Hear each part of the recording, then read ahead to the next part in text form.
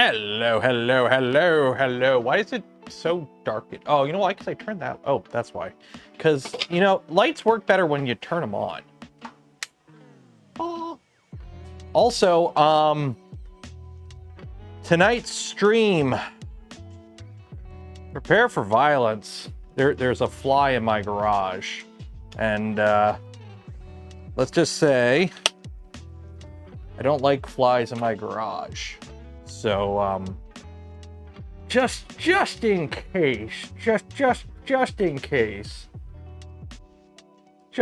just in case, I'm gonna keep this ready. Just in case the fly decides to, where'd he go? The thing is, I had one light on, and it wasn't bugging me because it just stayed by the one light. But now that I have multiple lights on, it's being a butt. And it's like going everywhere. How's everyone doing today? How is everyone doing today? Update. I've gone through 2.5 bottles of Gloop in the past month. Also, we're up to 46 kilograms of filament printed for the Gundam, for those wondering. And I was hoping to have today's video finished editing before I went live. So the plan was, before going live, put the video out.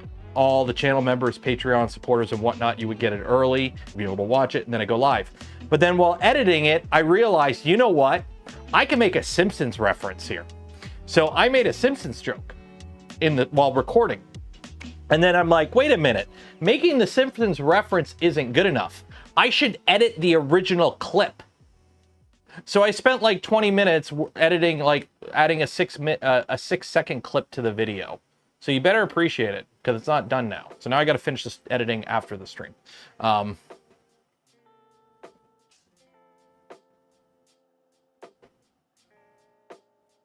You know when you're like dehydrated and you just chug down a beverage that is just slightly chilly, but not enough that like, you drink something too cold and you get a brain freeze or whatever, but it's like, it's chilled and you can just chug it. Oh, it's so good. Just like this delicious gamer subs. Use code Canuck, go buy some. The Maple Leaf, I made it. I printed it on the Venture XL. Somebody linked it to me on Discord a while ago. I've done a few of these type of prints. I have one in my print room made for the wife, some wolves. I also printed a hummingbird for my mom. There's a bunch of places near me that have like, I like going to shows. I like going to like farmers markets and whatnot. We were at one today over in the Aberg, Art by the River. It's very common to have booths where they sell like laser cut metal. So you just have like a thin sheet of metal and it's usually like painted black or red and it's like an outline or something. You just hang it up on the wall. But I'm like, hey, I can 3D print those. So I 3D printed that. Speaking of 3D printed, hey, look, it's a Gundam head. I had the whole Gundam out here earlier today, filming the video. If you're wondering how that went, I linked it in chat, I think. Yeah, I linked it in chat. Yeah. I showed you my G fighter. Please respond. So if you're wondering what tomorrow's video is about, there you go. There's a tease about tomorrow's video. It looks, not gonna lie, having it built on my desk, it's taller when it's on my desk because the upper body sits up higher because it's sitting on the desk and I recorded. So this thing had like a foot on me while I was recording. And like when you look over and it's looking down on you like that with the eyes glowing, it's a bit ominous. Maybe I should stop calling them clankers. Maybe I should stop doing that. Maybe I should stop dropping the C-bomb everywhere. Just in case. Looking a bit ominous. Where it's from? It's on Printables. Printables, Maple Leaf wall art, maybe. Printables did a contest a while ago designing wall art, so it might be part of that. So yeah, so what that means is I'm gonna try and finish editing the video tonight. If I don't finish editing it tonight, I'll finish it in the morning, and then the video will go live around noon tomorrow, EST. Channel members, Patreon supporters, if you're lucky and somebody gifts you membership tonight, You'll get it whenever I finish editing it and upload it. So you'll get it a couple hours early. Also, what else? Hey, every stream we give away a spool of Polymaker filament. Link in the video description. Enter for your chance to win. Go do that now. Enter for your chance to win some Polymaker filament. But yeah, today has been a complete mess. I was hoping to go like through and download all the files for the ant head, tool head, and get all that ready, and we would spend the afternoon printing stuff. And no, we're just doing a print and chill tonight. I've been bouncing around all day. We left the house at like 8 this morning. I didn't get home till like 3 in the afternoon. And then I came out to my garage to try and film the video. And you know that episode of Malcolm in the Middle where Hal like goes to replace the light bulb, and next thing you know, he's like rebuilding the engine of his car? Just, if you haven't seen that clip, just pause the stream, go open another tab in YouTube, search Malcolm in the Middle, Hal light bulb. Watch that clip and then come back. It's YouTube. You can resume a stream after you pause it. So go watch that, come back. Okay, so you watched that clip. That has been my afternoon. I spent a good hour and a half out here in the garage reorganizing stuff and moving stuff around. You can't even tell, because everything I did is off camera, because I want to move the desk. I want to move my desk back. I want to move the desk back to about here so that I have more room on that side for stuff, and I don't need as much room on this side. Because I think having my desk here in the middle, I'm making a mess out of both sides, just storing stuff. Like I have, you know, the C-boards down here. So I want to try and like, I'm going to force myself to be organized by basically removing my ability to be lazy. So I'm going to try and move the desk back and reorganize some stuff. So part of that is I need to move a bunch of stuff on this side. So I spent like the whole afternoon organizing stuff over there. How many different types of filament did I use for the Gundam? Prusament Signal White, Prusament Anthracite Gray, Prusament Carbon Fiber CF PET G. They're all PET G, by the way. So carbon fiber, PET G black, and then Buddy 3D red, Buddy 3D blue, Buddy 3D yellow. Those are the 6 colors for the Gundam. So the anthracite gray, you don't really see too much. It's in some of the joints. Let me see here. Yeah. So like that joint's anthracite gray. Some of the carbon fiber black you can see there and there. Yeah. Also, you can't see his right hand because I dropped his right hand and it broke. So it's held together with gloop right now, and it's drying downstairs. So yeah, so that's the current build of the Gundam. But dude, it looks so good. That one camera angle where it's just looking down, that looks so good. It looks so good. So happy how it turned out. So this week is the leg. What are we prepping tonight? Tonight we're just kind of chilling, but I also have this. We're gonna do a little camera work tonight because this is my mobile camera now. I got tired of using webcams for the mobile camera, so I'm setting up my A5100 to be a mobile camera. I already have an HDMI cable plugged in, so I can hot mic it HDMI here, and I can use it downstairs.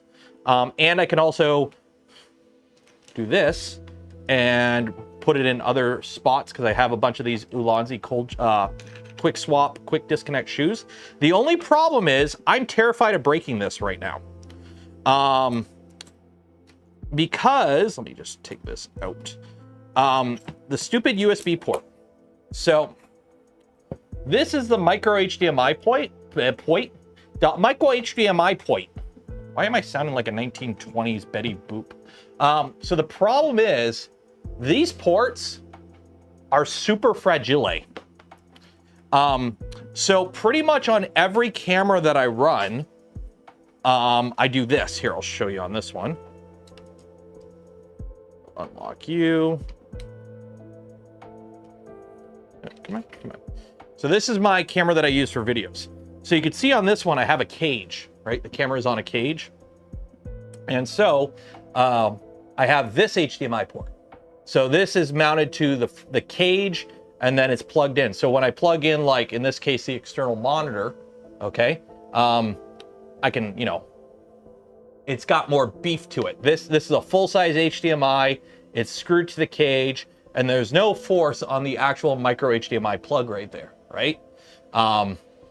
So this is the camera I use for recording videos, by the way. It's for those wondering at home, Sony a6400, small rig cage, small rig pivoting mount for the monitor. The monitor is a Feel World monitor. It's like $100, nothing fancy. It's enough to do what I need it to do.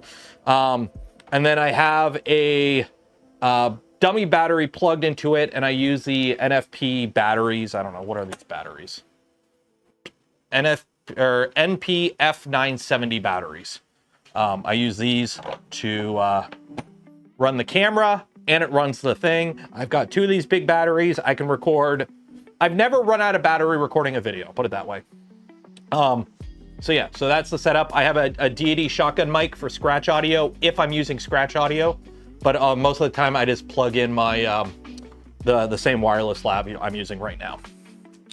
So that's what I use for videos. So the problem is my Sony a5100 here is old. It's a good camera for what I use it for, but they don't make cages for it anymore. They literally do not make cages for this anymore. I've looked. The only camera cage I found for this was an eBay overpriced model, right? So we're gonna try and kind of fab something together using some stuff I bought on Amazon. I'm pondering the $300 RX 78 tube perfect grade unleashed. You crazy. But yeah, like you could tell, like this is pretty old. The freaking frame is somewhat cracked from the mount, like having stuff screwed and unscrewed so many times.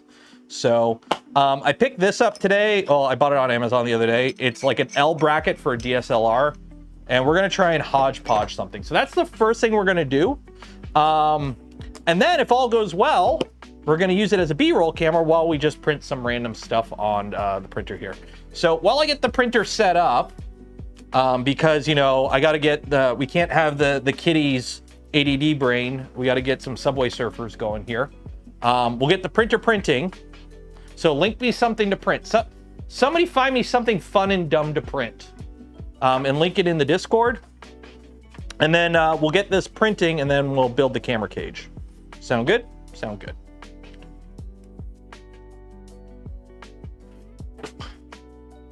So yeah, tonight is simply a print and chill night and some other random odd job stuff. Enough about the gun when mid-40s gun dad. I mean, to be fair, Gundam is pretty old. I think the original series was 78, I want to say. 78, 79. It's pretty old. Like, Gundam as a series is, I want to say 40 years old. It's old.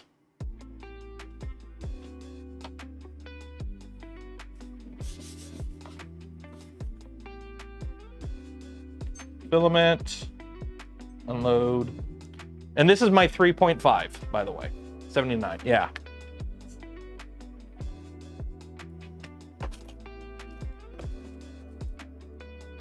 Printables.com. Oops, Sanity sent me a model. What are we gonna print? What are we printing, Sanity? What did you send me? Helldivers 2 Eagle Cart. Ooh! Oh, that'll be fun. Oh yeah, we're totally printing that. I need some filament. What kind of filament should I print this with? Ooh, that'll work. Anthracite gray PET G. Because I've got 20 spools of this shit. There you go.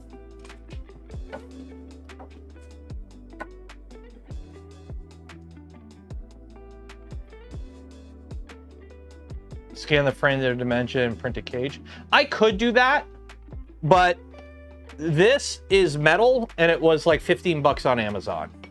So I had to make an Amazon order anyways to pick up this. So it's kind of like, might as well.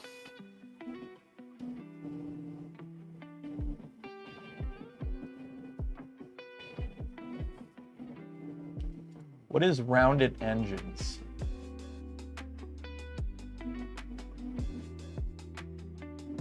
we will go with the rounded engines. Or we'll go with the flat pack. No. Go with the flat pack. That looks pretty cool.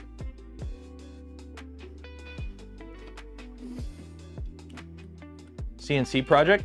I don't know if you could, you probably could CNC this. You probably could CNC this. It wouldn't probably be economical, but you probably could CNC it, no problem. It's pitch. Crucial Core 1. Do I have 3.5? I do have 3.5. So we got 3.5. Cruciment PET G. Structural. Eagle 1 kit.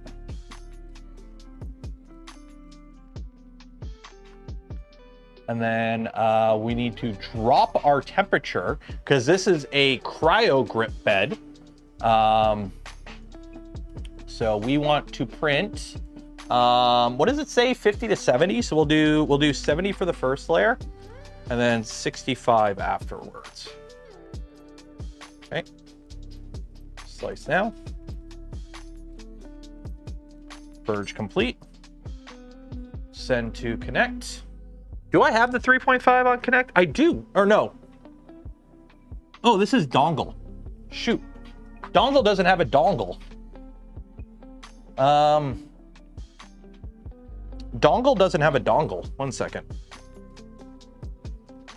I gotta have a USB. I gotta have a USB somewhere. USB. Aha, there we go.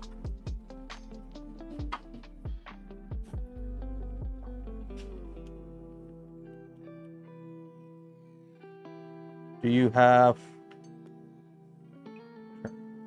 Okay, apparently this is a boot drive. Can we print off of a boot drive? Send to connect.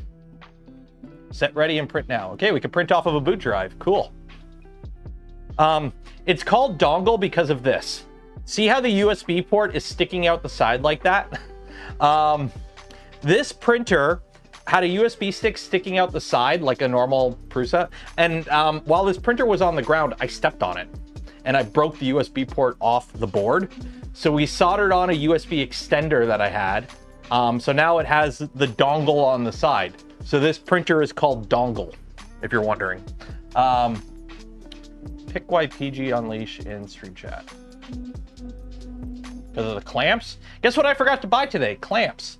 PG unleash. Oh geez, yeah, I watched a video of Adam Savage building it. It's insane. Like, it is obscene. The Rock. You know what? I'm gonna call it now. Rock stuff is cringe. Rock is not a good actor. Or he might be a good actor when he tries, but he doesn't try. He has it in his contracts. He can never lose a fight. And every movie he's put out in the past like decade has like sucked. So putting The Rock's face on stuff. Can we do like John Cena instead? John Cena seems cooler. John Cena can act at least. Yeah, USB is just 4 wires. So if you break it off the thing, it really sucked because we had to get really, we did it on a live stream. We had to get really funky with trying to solder. We had to scratch away a trace to solder on one of the data wires because we had ripped the pad off.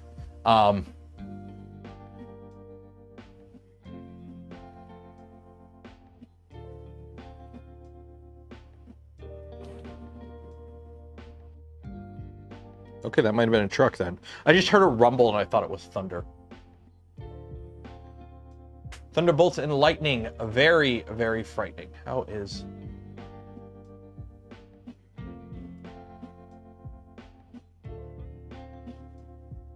no, it's transferring. I mean, it's heating up, so... Okay, so while that's doing that, let's build our cage here. Let's build our cage here. I am going to be a good boy and put thread locker on my nuts. I'm gonna blue my nuts. Anyway.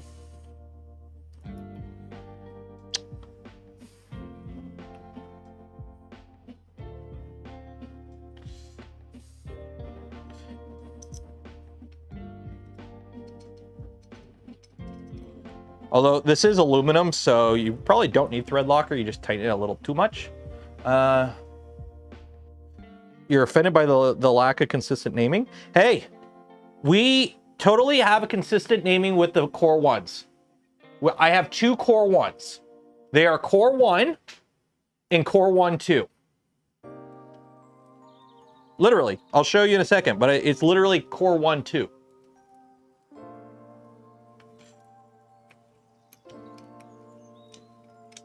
So we have Core 1 and we have Core 1-2. And if I ever get another Core 1, it'll be Core 1 Tres. Or Trois. Core 1 Trois. It's like a sequel to a sequel. Okay, so that is tight. Now, I don't know why I have these extra M3. Like, it's like, here's some extra screws. I did this backwards. I'm an idiot. Un momento, por favor, biblioteca. Je suis perdu. By the way, have you entered to win some Polymaker filament? Every stream, oh, unknown file error. Okay, so don't use a boot drive as your dongle. Let's see if I can fix this quick. 1 second. I had a feeling that it wouldn't transfer the file over correctly if it was being used as a boot drive, if the USB I grabbed had like a Windows install on it. And I don't really have any other USB. Do I have more? I gotta have more USBs. I mean, I could always just steal one of the other. You know what? You know what we're gonna do? This is what we're gonna do. Abort. Oh, hey. Hey, look, a bear.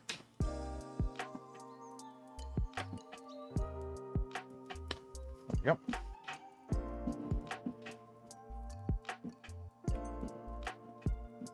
Send to connect. This is only an hour and 27-minute print, so we should be able to get this printed and play with it tonight. So that'll be fun.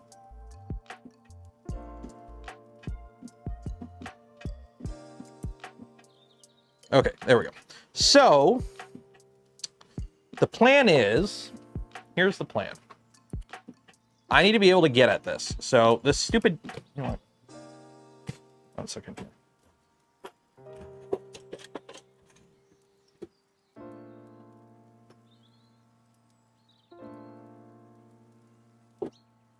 Where are my snips at?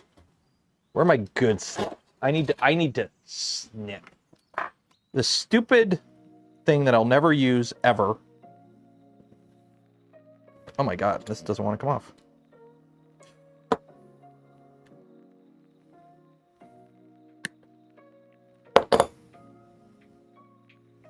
Ow.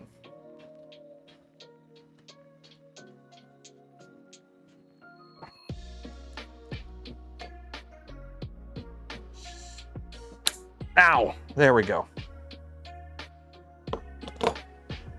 For those wondering, if I fuck up this lens, I have like 3 more of these. These are the Sony lenses that come with Sony cameras. Everyone who has a Sony camera has like 8 of these default lenses.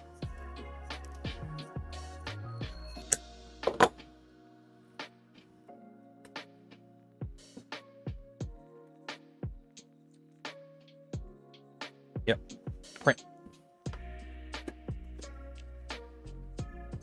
I know the firmware is out of date. I know. I know.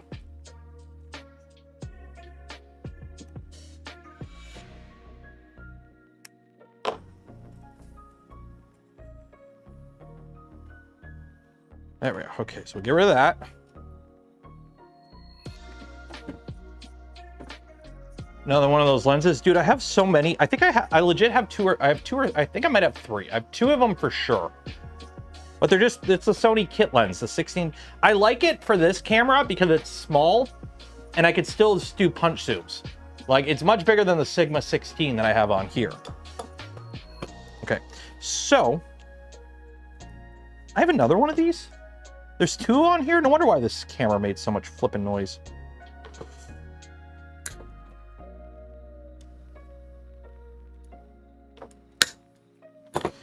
I spent the afternoon sweeping the floor. Can't even tell. And I'm sending metal shit everywhere. There we go. Okay. So that stuff's gone. That's gone. That's gone. Okay. In the bin. Okay, so this has got to be able to flip up, and we got to be able to get at HDMI out. We also have a charging port we never use. So can I remove this? Oh, and we also have a, oh wow, I got a 128 gig SD card in there. That's nice. Okay, can I remove this? I mean, I could remove it, but I'd rather not. So we're just gonna leave that there. So the plan is, mount this to this, and then have that come out and mount there. Okay, so.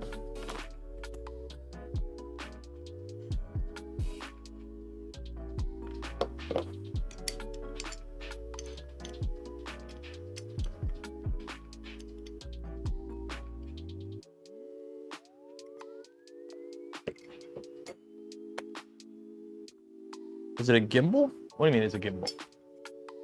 No, it's a camera mount. Because I want to use this camera as my mobile camera going forward.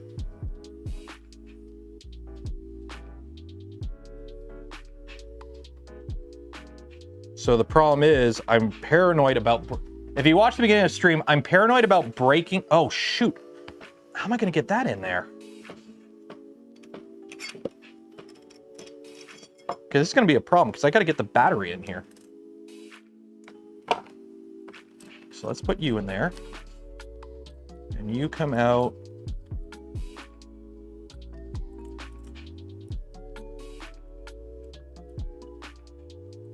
Oh, wrong way. There we go. So we got dummy battery. And it comes out there. Okay. So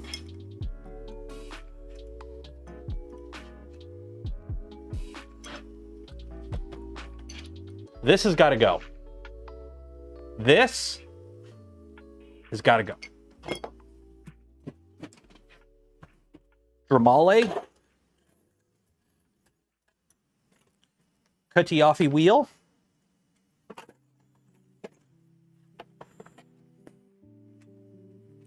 Arts and crafts, arts and crafts, arts and crafts. Wrong wrench. Should I throw away the wrong wrench so I don't grab it again? Nope. Throw it back in the pile so you grab the wrong wrench next time. Good thing I swept the floor.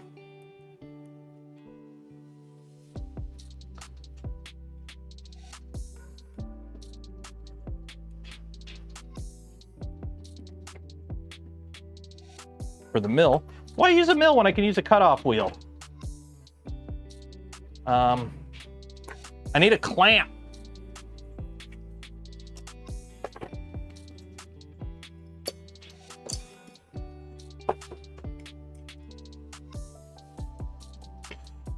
So, here is the conundrum. We don't have a conundrum. We know exactly what we're doing. Uh-oh.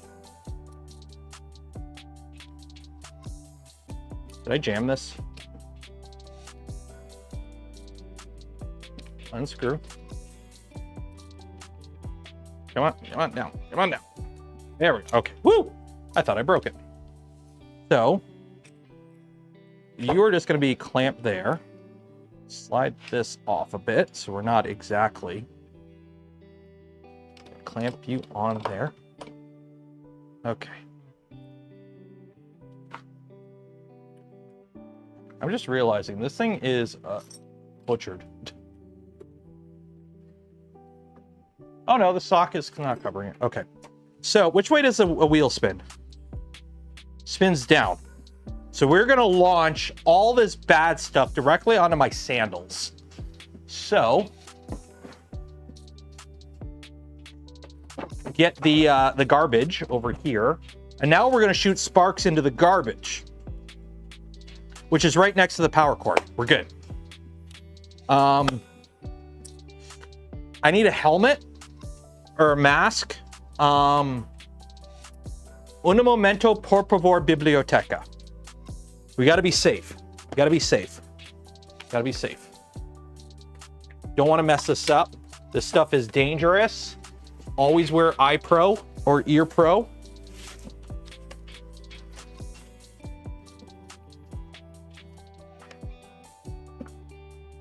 Safety first.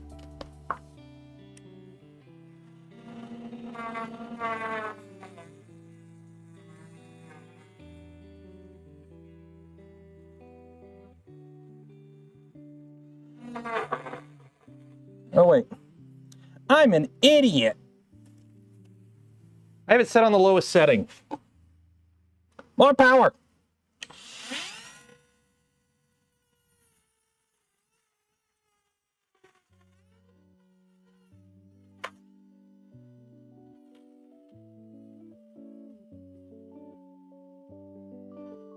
There we go.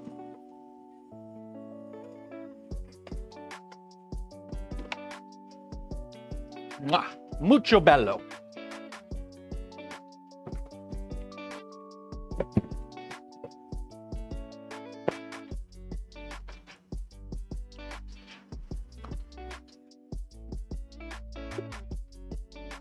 And now, bastard.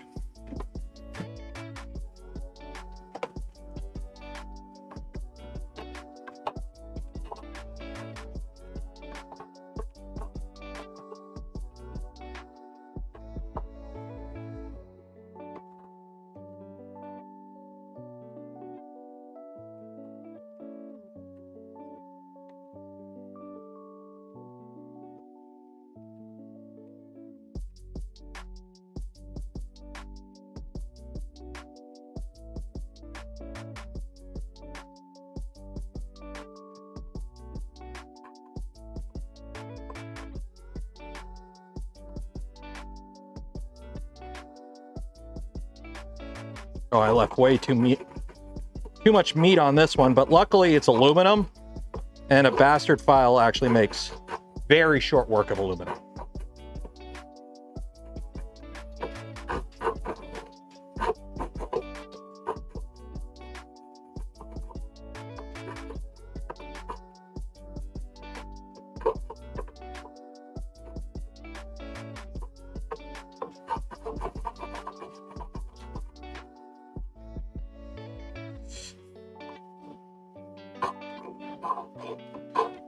You can tell I'm a licensed tool maker, like tradesman, right? You guys can totally tell that you know, I know what I'm doing.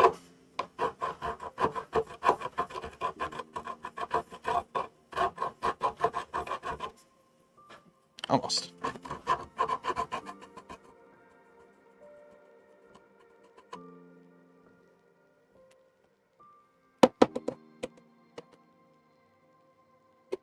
Go.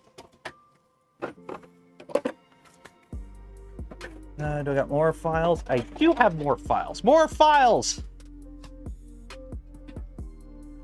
What? The dog's in the garage.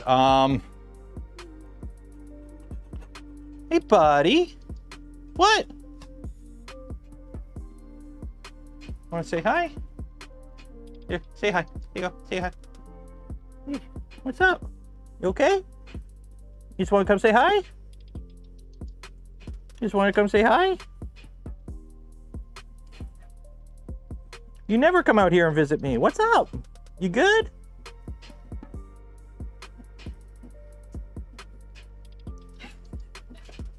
Okay. Bye, buddy. I don't know. Apparently he was wanting at the door to come out. So I brought him out here.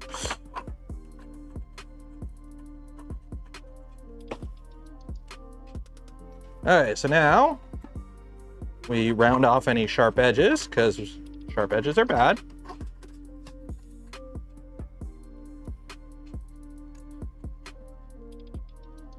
There we go. Oh no, my Nerf gun.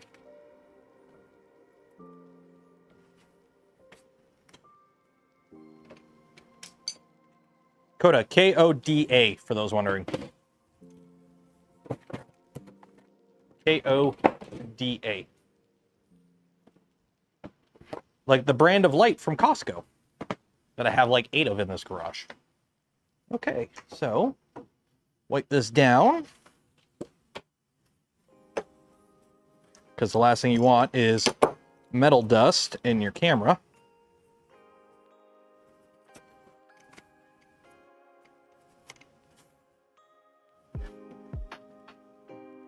Ooh, that's sharp. That's a little sharp.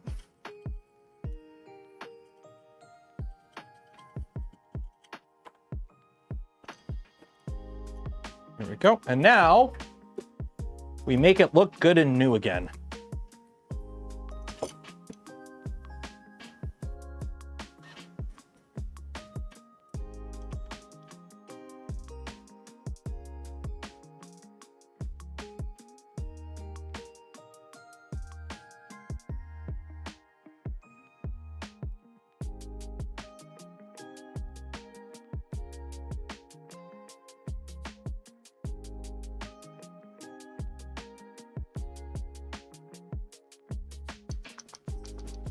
There we go.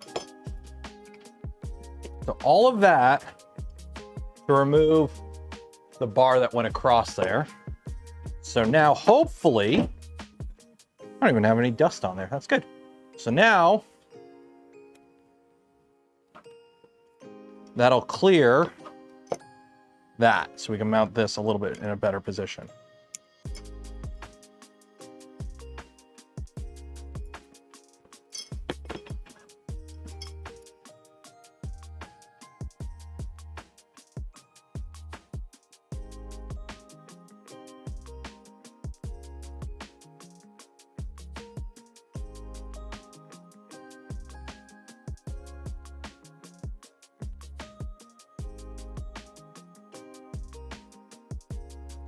There. Yeah, that looks pretty lined up, right? That looks, yep. Lock that down. That's in place there. So now we have power coming out. Now the important part, and the reason we did all of this guy.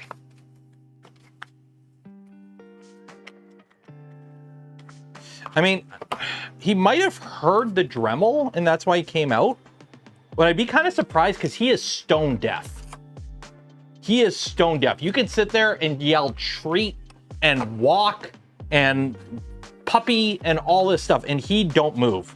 He is stone deaf. Like, I'll be honest, whenever we go out and then we come home, I half expect to walk into the house to him just being dead. Because when you open the door, he's just lying there not moving. And then you like bump him or whatever, or he feels the vibration and he gets up. Because he is stone deaf. But I'm wondering if it's like a frequency thing.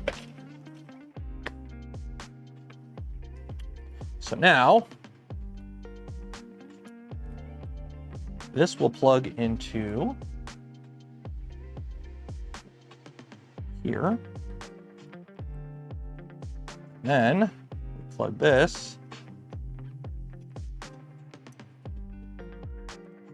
Go right about there.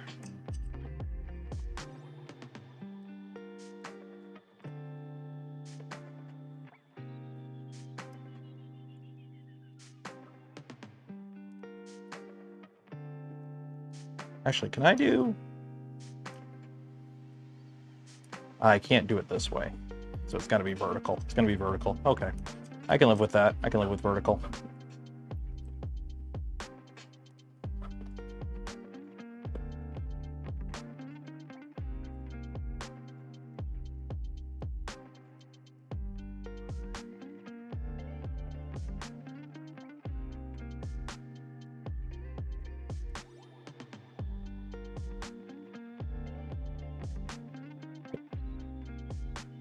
Yep.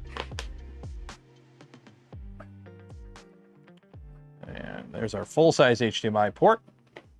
I don't know what this is for. I'm getting rid of this screw. The screw's annoying. I don't know why it's there. Just gonna block the HDMI port. What are you even there for? So now, we need to mount this guy back on somewhere, which this probably only goes here. And this is the only spot it can go. Andrew Rogers for the vertical video fund. Actually, that's what this is meant for. For those that are wondering what this is actually meant for, these are quick release slots. So these are meant for like mounting your camera this way or mounting your camera this way. So I technically could mount the camera vertically if I really wanted to, but we don't do that shit around here. Screw vertical video. All my friends hate vertical video. So it's going to be a little annoying because it's going to be offset weight-wise, unfortunately. Oh, wait, that doesn't sit flat.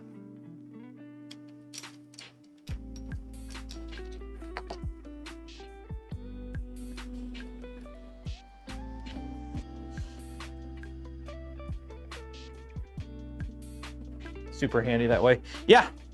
I mean, I think I can actually mount it right on this without... Oh, you know what? I don't even need this. I don't even need the cold shoe. I think I can Arca mount it right to this.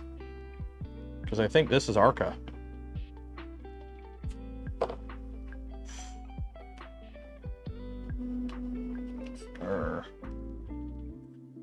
Yeah, I could just mount it right to this like that. But I like the Elons. I like the quick detach. I like the quick detach shoe because it allows me to quickly mount it between different things. Just plus the mount I have downstairs that I use when I use this for an overhead camera when I'm doing Gundam builds on Twitch. By the way, follow me on Twitch if you're not following me on Twitch. The overhead camera that I use for that is this. So for the quick release, it'll be nice. So.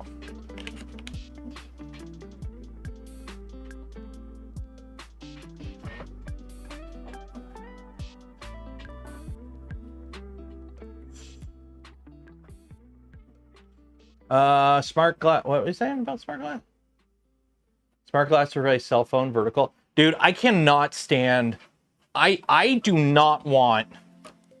There you go. That is really offset weight wise. Like, it's not too bad. As long as I have like it over an arm, we're good. Although I need to go get my screwdriver. One second. Where's my? I need a flathead. One second. That is my lttstore.com. Oh, it's down here.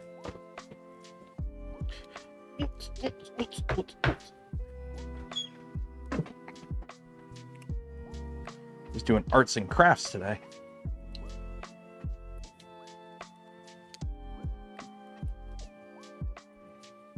So, oh, by the way, if I didn't say it, thank you for the 10, Andrew. There we go. There we go.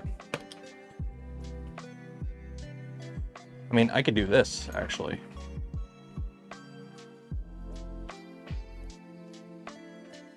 There we go. So now we have ourselves a proper quick release camera along with HDMI. So that means now that I can get fancy. So get this, which is my power cable.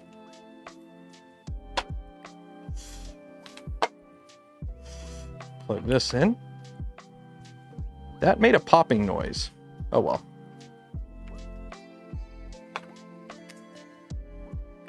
Yeah, let's drop the expensive power brick. Turn you in. Get the HDMI cable.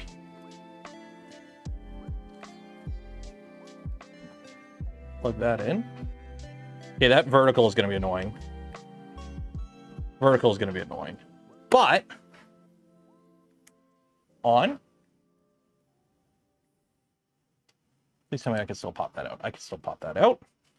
Now, overhead, mobile. So for mobile camera, this is HDMI 4. Voila!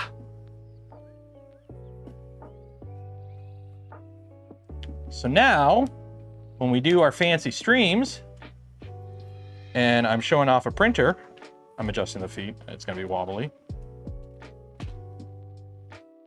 I could do this. I could do that. And oh, you guys want Zoom? Oh.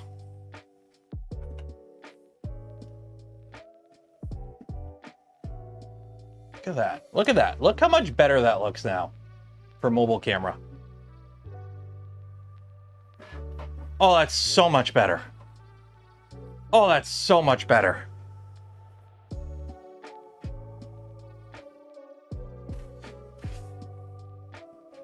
So I got to move the USB around. I'd have the USB facing downward.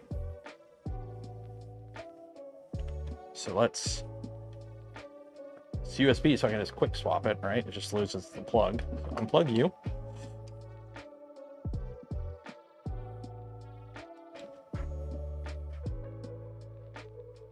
Yeah, you can get 90-degree HDMIs. I just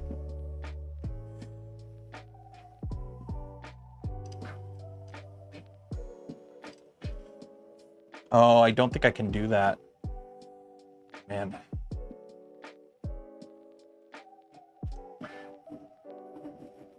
See, I'd rather have it come off the back. You know what? We'll do this.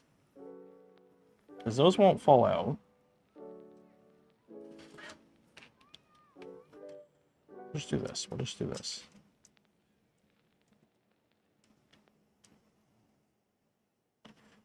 We'll just do one. One. And just shoot it straight out the back. I gotta refresh it, I think. There we go. I'll play around with it a bit more, but that is much better for a mobile camera. I might even have a 90-degree HDMI, but I'll just get one because I don't like how. Because the whole point of this is to avoid putting stress on that plug, and this is putting stress on the plug. So.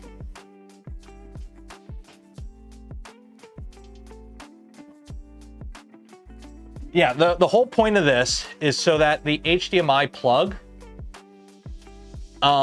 is no longer like being stressed, because these plugs are really weak. The micro HDMIs on Sony cameras, it's like a known problem with them. So the whole point of doing this is now we've got a rigid mount, and also I'm no longer constantly screwing into the frame of the camera, so the camera quick kick.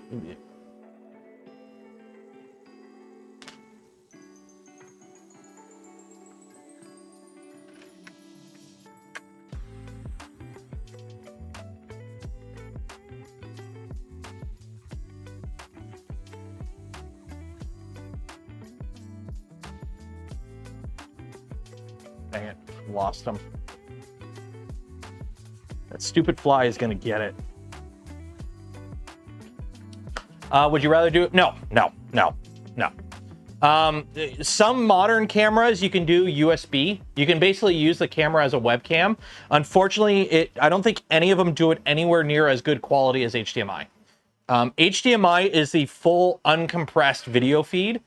Pretty much every time I see somebody using a camera as a webcam plugged in over USB, they're not getting the full resolution, they're not getting the full depth of field, they're not getting the full color gamut, and the frame rate is always stuttery, I notice. This is a pure HDMI signal, and it's going into a Elgato. I can put 4 HDMI in on this computer. I got an Elgato capture card on it. So we got, this is HDMI, this is HDMI, and this is HDMI, and I actually have a 4th HDMI cable that runs to the other side of the garage when we print with the big guy. So that's also HDMI. I just threw out random camera terms. Every time I see a camera hooked up over USB instead of HDMI output, it doesn't look as good. It's compressed. You don't get all the full gamut. And now we take these Allen keys and throw them out. Okay. Fine, same for you, USB too. Every time, Johan, look it up. Every video I've seen, I've watched a few videos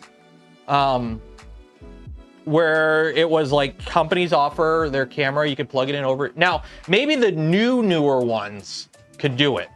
But when I was looking into it like 2 or 3 years ago, every camera that had USB video out, half of them required a separate app, which is annoying. I'm not installing like the Canon camera app to turn my camera into a webcam. It's annoying. And two, it never looked as good as just using HDMI out. Like, it's good in a pinch, but it's not as good as a dedicated USB feed. At least from what I saw. Maybe the newer cameras don't have a problem, but yeah. Yeah, Johan, I know you can do screens over. The USB protocol can do the bandwidth. It's not the USB that's the problem. It's the encoding. It's the camera can't take the full signal that it's getting and then send that over USB. It doesn't look as good. This fly won't land. It just refuses to land. It's just doing circles. Land so I can shoot you with a Nerf dart. Don't land on the Tico. We can't risk the Tico. There are some cameras. Yeah, that's one of the reasons I like Sony's. All Sony's. The reason all my cameras are Sony is good autofocus. Sony's have really good autofocus, especially when I bought all these cameras. Sony was like the best for autofocus, and considering I don't play, I use autofocus for everything. I don't lock focus. I don't do any of that shit. Good autofocus. I like the stock colors. They're fine. And the clean HDMI, and they're common. Sony E-mounts are relatively inexpensive. Like, everything I have here is Sony E-mount. APS-C, so.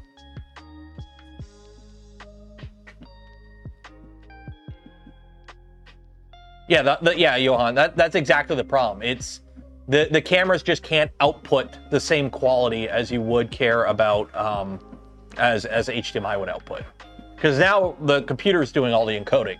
And I guarantee you, even, you know, it's a little old, the 1070 Ti in this computer can encode a lot better than a Sony A5100.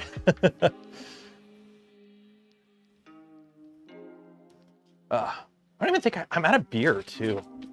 This is depressing.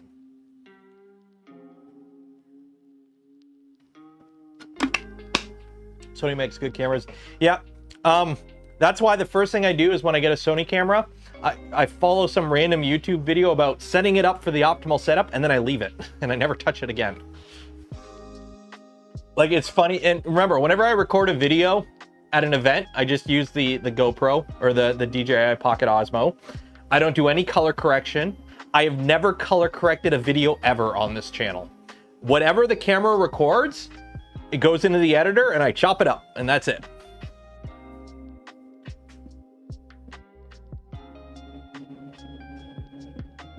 I know my videos end up looking a bit cold, as some people have said, but I kind of actually like that style. It's industrial. I like it. I mean, I know I need more lighting out here. I know that's one of my big things is I need more lighting out here. So, I know, lots. I tried that once. I recorded one video. I recorded everything in S-Log, and then like I just started playing around with stuff, and I'm like, dude, this is not worth it. I do not get enough views on my videos to waste my time color correcting. Whatever you're seeing right now, I'm okay with.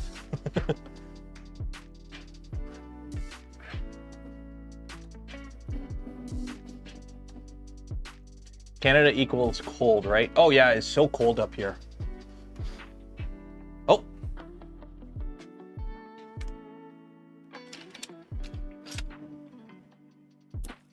Dang it. For any YouTube moderators, this is a Nerf blaster.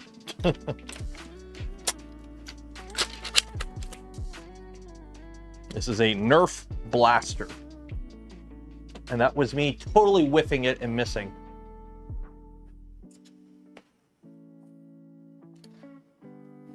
Of course, it doesn't help I don't have sights on that one.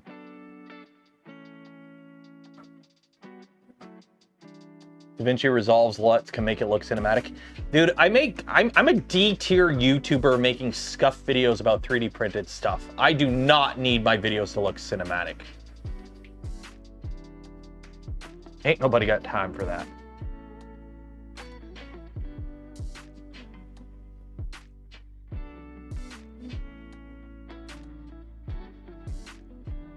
Yeah, relative in Ottawa told you it was 30. Oh, dude, it's been stupid hot here.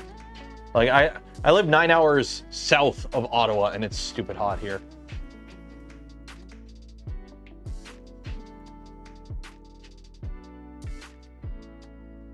Watching a Prusa print is peak cinema. I know. We could go further.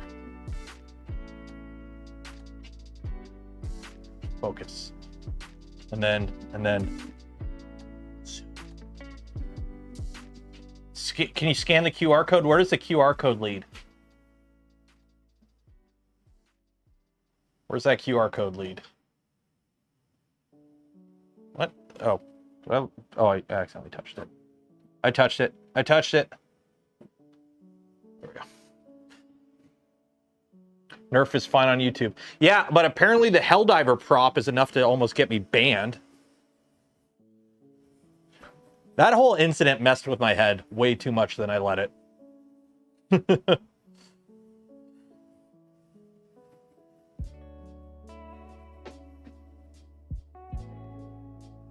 Nope, that stupid fly is still alive.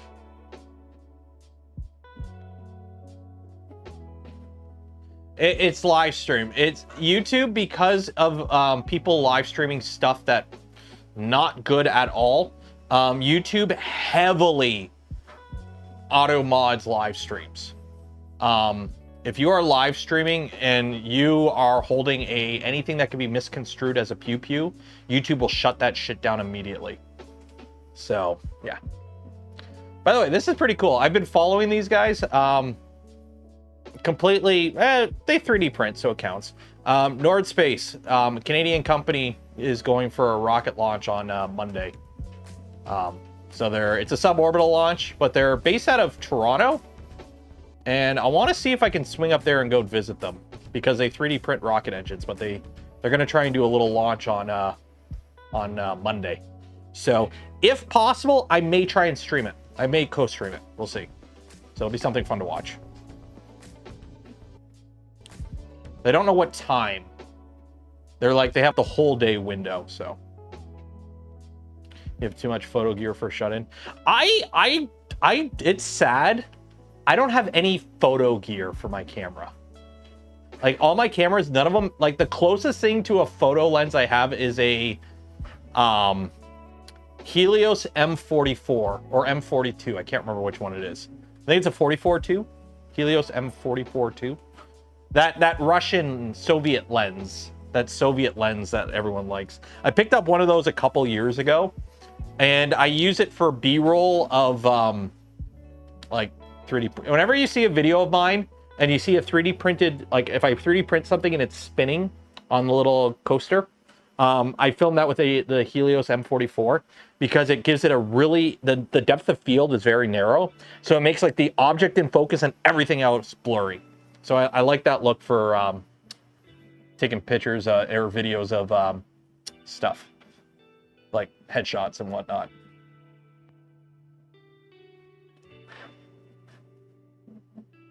Like most of my cameras, whatever they're set up as is what they're set up as. I don't really have extra, like this has the kit lens, the 16 to 50 kit lens. This camera right here, the main one, that's a Sony a6300. That has a Sigma 16 on it.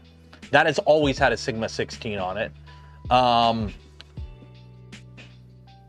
The camera behind it is like the A6400. That has a Sigma 18 to 50. I use that for videos. Because sometimes, usually I leave it at 18, but sometimes if I want to zoom in, I'll zoom in. And then this one here used to have a Sigma 16 on it too, when this was the main camera downstairs, when I was streaming in both rooms. So now I have a Sigma 16 doing nothing. I could put it on here, but then I wouldn't be able to zoom, and it's a lot of weight. And then I also have a Tamron 24 collecting dust. So I got a Sigma 16 doing nothing, a Tamron 24 doing nothing, and yeah. Although I'm going to keep the Sigma 16 because I want to set up the basement print room as more of a studio room at some point whenever I get to that. So the ZV-E10 Action 4 and Osmo.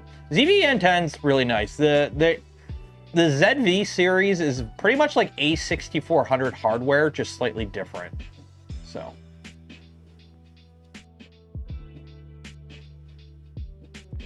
SpaceX engines are fine.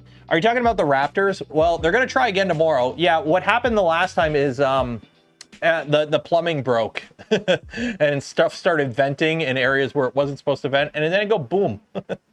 The rocket go boom.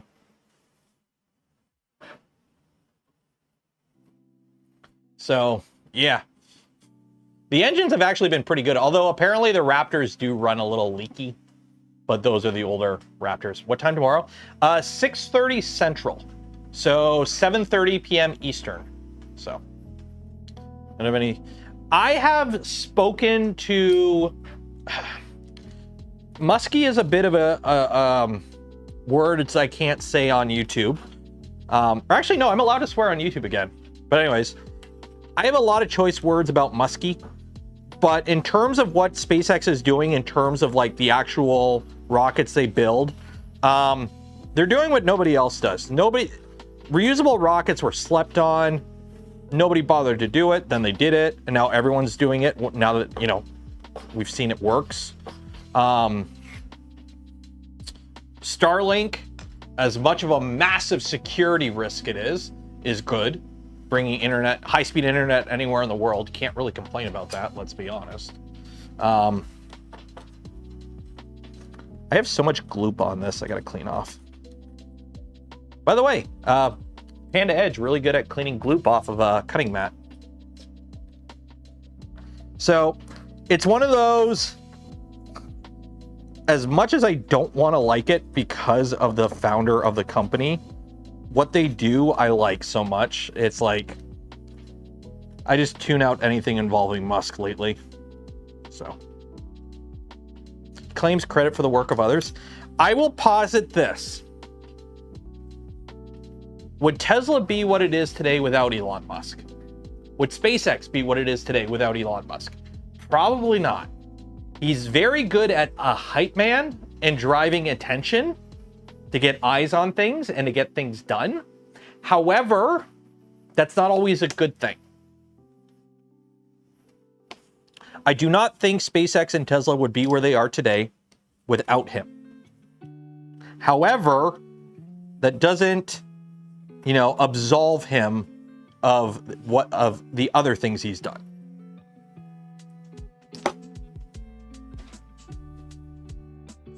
And the thing is, Teslas aren't even cool anymore. Like, I'd rather take like a freaking Ioniq 6 over anything Tesla makes right now, I'll be honest. Or what's that one Kia one that looks, or Hyundai one, the Type N or whatever it's called, Type 76 or whatever it's called? Hyundai Type N. Or what is the...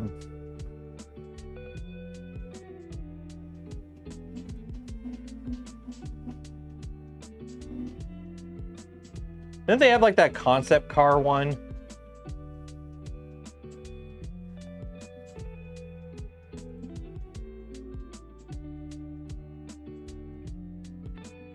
Oop.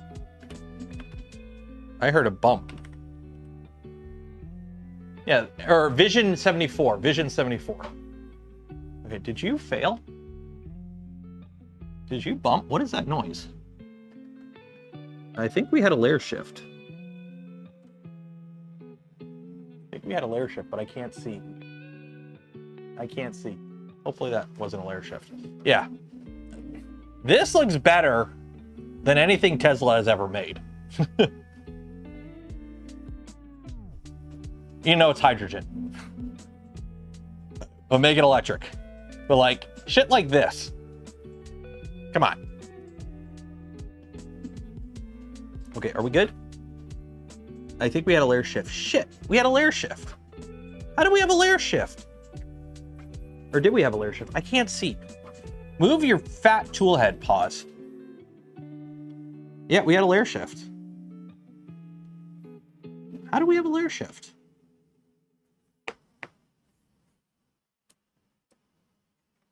That's annoying. Oh, BYD? Yeah. Dude, when I was in China, BYDs were everywhere, and you know what? They look good. I'm probably butchering the bed doing this, but ain't no one got time to wait for this to cool down.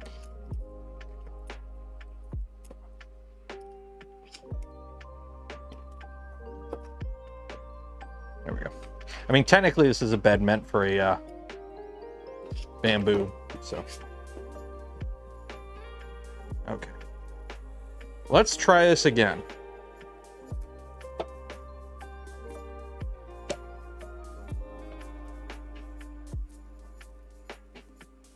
Stop. Yes.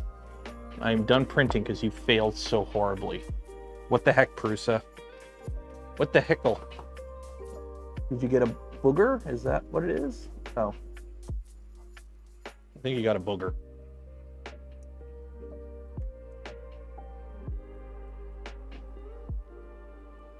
Okay. Let's try this again. Reprint. Try this again.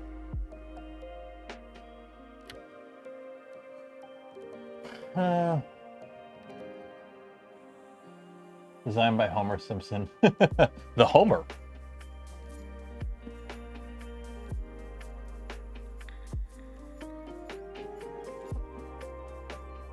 Hydrogen over gas. The problem with hydrogen is the big problem with hydrogen is you need power to make hydrogen. Every time you take energy and convert it from one form to another, there is losses, okay? So an electric car has the advantage where you create energy, you put energy in car move, okay? So you have solar panels, gas, nuclear, whatever, create electricity go in battery make car go move. With hydrogen, you now have the step where you take energy, you use energy, you expend that energy to create hydrogen. So electrolysis, for example, right? So you have solar panels that take that electricity, they run the electricity through salt water to split atoms to create, do hydrolysis to create hydrogen. And then you take that hydrogen, put it in a vehicle, you now have an engine that's burning. So you got heat losses now as well. And then you move the wheels. So instead of just taking the energy and moving the car directly, you're taking the energy, converting it from energy to hydrogen back to an energy to move the vehicle. So you're having losses along the way. So you're just stacking you're stacking losses. Hydrogen makes metals brittle over time. Yeah, there's downsides to it as well. Like, everyone jokes, ooh, Hindenburg, but an electric car has, problems too if it crashes the wrong way. So yeah, so put it this way. If hydrogen was like electric vehicles, you could just start building them. Even before we had the infrastructure for charging on the go, you could charge at home. Hydrogen, you have to build out that entire infrastructure before you can even get started. You can't even just, it's not like electric where it's like, okay, yeah, we'll have a few charging stations, but worst case, you just charge at home. So if you're just driving within the city and the vehicle just gets you to work and back every day, you don't need a charger. You don't need a network. Hydrogen, ain't nobody doing hydrolysis in their backyard, producing hydrogen, boutique cottage industry hydrogen bottling going on. So that's like the big downside with hydrogen. You have to go all in on it before it's even, practical.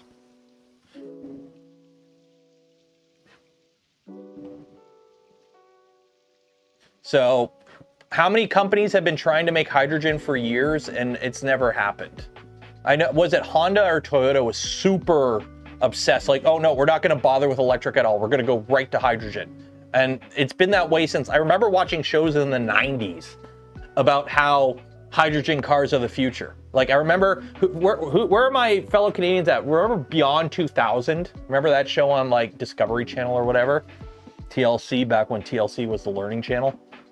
And it's like, oh yeah, we're gonna have hydrogen cars in the future. And then like, hi, it's the year 2025. I have a 3D printer on my desk. Where's my flying car, damn it? So, meanwhile, pretty much every automotive company offers some form of an electric vehicle now. So, you want to know where your flying car is? People can't even drive in 2 dimensions, let alone 3. Oh yeah, battery tech was horrible. Now battery tech's getting pretty good. So, 50% of cars sold in China are electric with sodium batteries. They will be significantly cheaper than... So the thing with China, for those that don't know, in China, if you want to get a license plate in a big city, it's going to cost you like $5 grand for a gas car. That's like $5 grand US, the equivalent, to get a license plate to own a gas-powered car in a big city. And by big city, I mean like any of the big cities. To get a plate for an electric car, it's free. And electric cars, you can get cheap electric cars in China. Here, electric cars are viewed as like a premium car. So you can't get like a basic bare bones electric car. It's like fully loaded with automatic navigation and all the bullshit. It's like, no. In China, you can literally get like the equivalent to a Honda Civic with an electric engine. They make those. They're mostly used for like cabs and whatnot. And Didi, which is their Uber. But you can basically get a bottom bitch car with an EV drivetrain. That's what Cattle, C-A-T-L, that's what they basically do. They're a company that makes batteries and drivetrains, and they basically just sell the battery and drivetrain to other companies that build cars.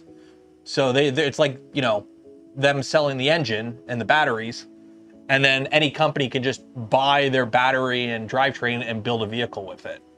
And it's scaled so quick over there. So it's stupidly common. And also all the mopeds are electric now too. You don't see gas mopeds anymore. It's all electric. And when everywhere where everyone parks their mopeds, they all have charging stations everywhere. And you just, you know, you pay it with your Alipay. Everything's on an app. Like, certain things over there, they are behind. Other things, they are way ahead of us. Like, I'll be honest, as a tradesman, everything has the veneer of it was built last week by a guy who learned what he was doing 2 weeks ago. I don't think they have the kind of skilled trade mentality that we have here. So like, if you go into a building, all the tile is kind of the concrete work is kind of it's a lot of concrete work, but it's like not the greatest. Everything's kind of like, you can tell the guy who did the work learned what he was doing a month ago kind of thing. But the fact that they've managed to like pump out so much in like 20 years, like look how far they've come in 20 years. It's obscene. Meanwhile, like half the roads here in North America are falling apart. Bridges are collapsing.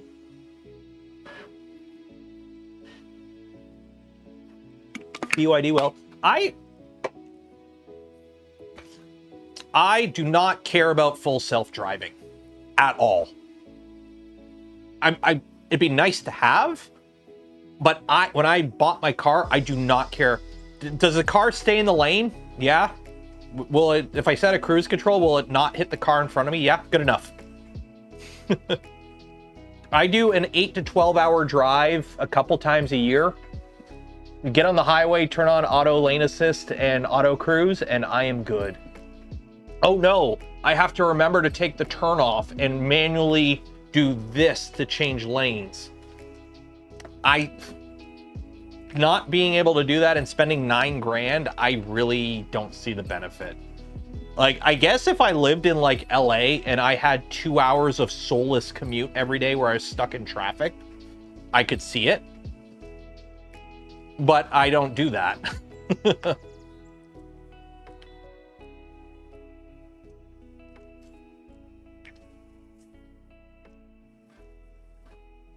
Like, I don't, full self-driving does not benefit me in any appreciable way. Yeah, Johnny Cab. And then also, I don't get the whole, oh yeah, your car will make money being a, I'm like, I don't get Tesla saying you having your car basically be an Uber driver would make you so much money. Uber drivers right now don't even make minimum wage. Like, people bust their ass doing Uber and they're not even making minimum wage. So how is your car doing, you know, oh, I'm at work, I'm gonna let my car be an autopilot Uber during the day while I'm at work. Are you really gonna risk your car being, you know, some guy puking in it, some guy smoking pot in it, some guy, you know, somebody doing not good stuff to your property? Are you gonna trust somebody that for less than minimum wage? Like, I don't know how it's that big. Like, I don't get it. I do not get it. Like, I don't think it's that big of an industry. I don't think the money isn't there.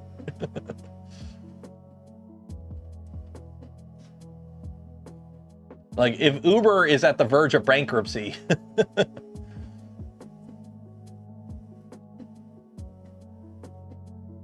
no, I want to make a lot of money on self-driving cars, litigating all lawsuits. Yeah, there you go. I've done 8 hours. I mean, I've driven the Nova Scotia and back a couple times, like, without any of that, without any modern tools. I've done, you know, I'm 37. Dude, I remember before the internet. Like, I remember before the internet. I'm not that old, but I'm not that young. And it's like, you can get by without full self-driving. People did it for years. I do like my adaptive cruise, and I do like my lane assist. It does take a lot of the annoyingness of long drives out. Like, what I found the first time I did a long commute with adaptive cruise and lane assist, I was much less tired at the end of the drive, because you're not constantly having to adjust your throttle or your steering. You just kind of you're not constantly you're constantly not micro adjusting. It gets rid of that, but you still got to pay attention to the road. So when you finish the drive, you're just not as tired. So I like it. I'm going to do something with much more positive outlook, like play Doom. Rip and tear until it is done. George Jetson is 3 years old this day. I mean, Blade Runner happened, what, 6 years ago?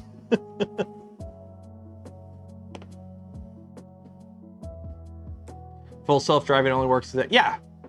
Like, you've seen the video where it's like all the cars, like they don't stop at a stoplight. They all just kind of weave and bob around each other.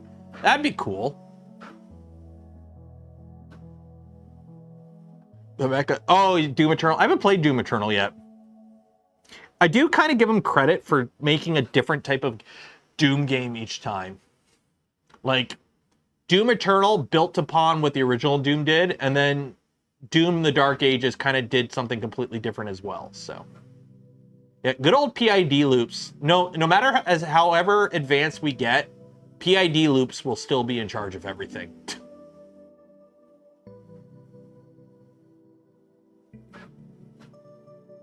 2016 Doom was really good at its time, but looking back at it, Eternal is so much better. 2016 Doom is, look at me, I got a super shotgun, and that's all I'm gonna use. And then the micro missiles when you upgrade it to unlimited micro missiles. No, Doom Eternal built up, like, Doom Eternal is the sequel to 2016. Dark Ages is the prequel to both. Doom Eternal has a lot more micromanagement of your weapons, where you have to use certain weapons to target certain bad guys in certain ways to defeat them. So every like enemy is a challenge. You have to figure out what works best against each enemy. Doom 2016 is, hi, I have a super shotgun. You are dead now, because you can just kill every enemy just like with a super shotgun. Whereas Doom Eternal, it's like, okay, you have to learn. Doom the Dark Ages is a first-person shooter bullet hell somehow, with like dodge mechanics and parrying and all kinds of stuff. Everything has parry mechanics now. So.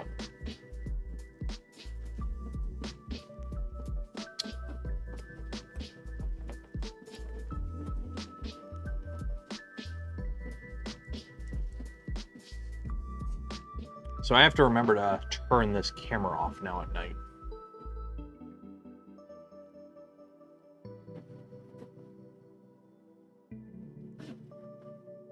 Beat Titans. I mean, mechs are cool, as we can tell from the Gundam.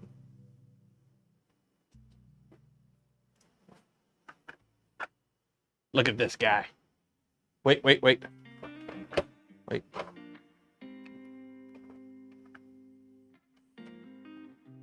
Look at this dude. Look at this dude.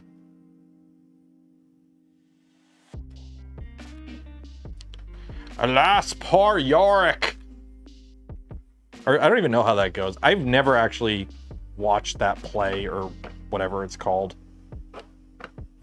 Yeah. And look at all the cool guts inside that you don't even see.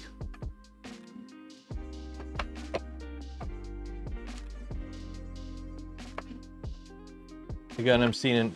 Yeah, but he does the wrong pose. He does the pose from like Zeta Gundam or something.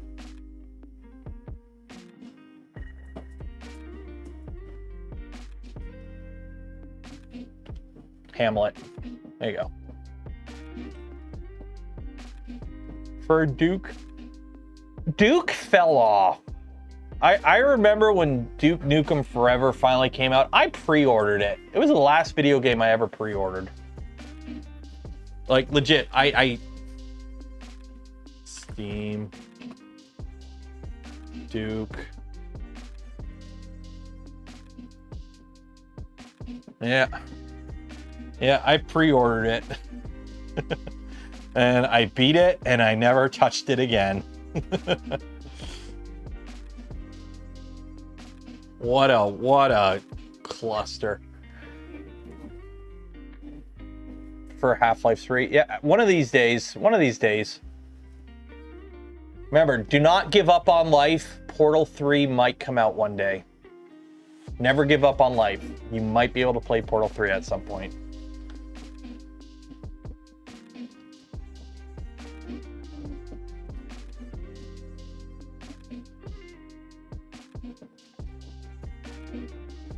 So, I know I still got to finish Space Marine.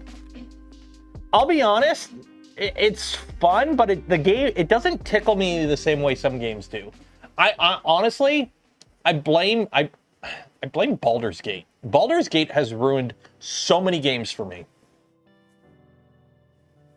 Because anytime there's a point in the game where it's like, here's a repetitive section just to pad out the runtime, I lose it.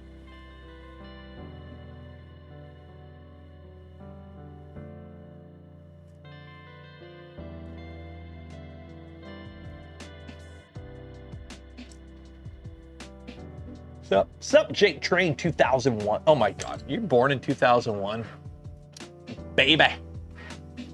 Oh, wrong camera. 2001. It's like I remember when I had an apprentice at work, and we were talking about, I think it was 9/11, and they're like, "Yeah, that happened like a year before I was born," and I was like, "What?" Oh.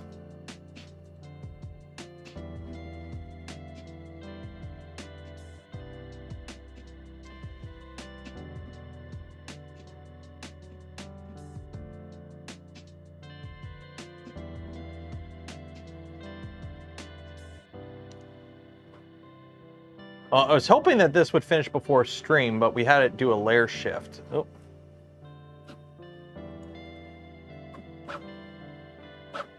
Nope. We got one little area that's like bulging up. Someone here was born in 2001 and their parents. This ain't Roblox. What are you doing here? What am I printing?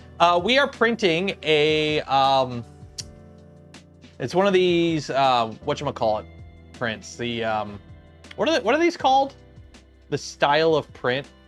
But it's basically, you print it, you cut all the parts out, and you, it's like a Gundam. Card kit, that's what it is, card kit. So. It's like when you build one of these, right? Got your You cut out all the little parts, you build your Gundam, or you 3D print the parts and you build a 1/10 scale one. That's massive. I just dropped that Gundam. Where'd he go? Uh-oh. Uh-oh. Oh no, he lost his arm. He's been disarmed. Get him.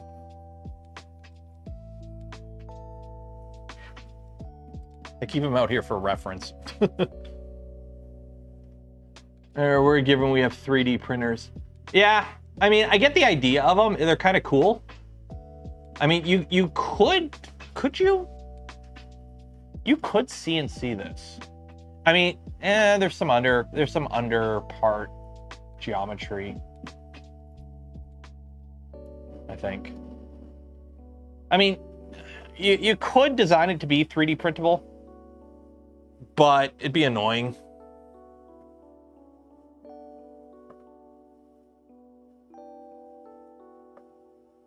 Trying to cut off this. There we go. The stupid part that's like bulging. Are we still on the first layer on this? What are we going on? What are we on? Cards are easier for packaging. I seen somebody made one of these as a business card, and that was a pretty cool idea.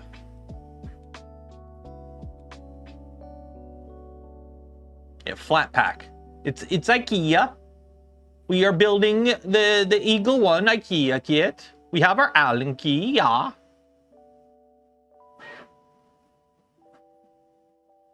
Oh, dude, I do it all the time, Johan. I do it all the time. By the way, right now, the very last part for the legs of the Gundam is printing right now on the XL. Unfortunately, they're like stupidly big. So I can only do like one at a time. But like, these are all the parts. Like, there. That is the, I think this is the thigh. Or no, it's the calf. One of the calf parts. So. Fat Files on Crocs. I did not. But I'm assuming he's going to talk about the marketing behind it and everything. I remember when Crocs first came out. And then they died, and then they came back. 3D printing will be UV injects before too long. Oh, probably. The problem is how quickly or can you scale that down cost-wise and make it, you know, not cancer. That's the problem. Because the advantage FDM has is it's easy to scale, it's easy to make cheap, and it's easy to mass produce, and it's relatively safe. So the moment we start getting UV chemicals and resins and curing and sanitizing and all that, it becomes a mess. It's like how everyone was like, Micronics is going to bring at-home SLS to the masses, and everyone with a brain is like, that is stupid. That is just asking for cancer. I do not want to be the lawyer dealing with all the black lung cases from, oh, my kid got into the powder and just poured it all over himself. Yeah, resin. Yeah, resin scares me. Look up microfine particles of metal. Any idea when Prusa releases their XMMU? It'll be whenever they release it. I do not know. I do not know. I do not have a an inside timeline. Also, if I did know and it wasn't public, I wouldn't be able to tell you. So there's that, because it would probably be under an NDA. So Glomar response.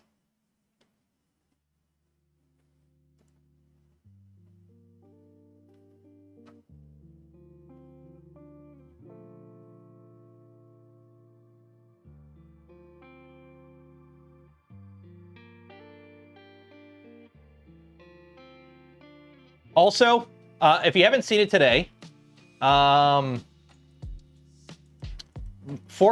did a video with Pantheon.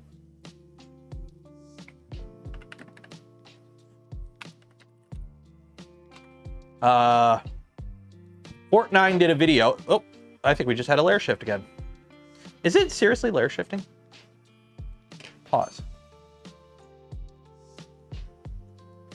Okay, maybe I shouldn't be doing this in PETG.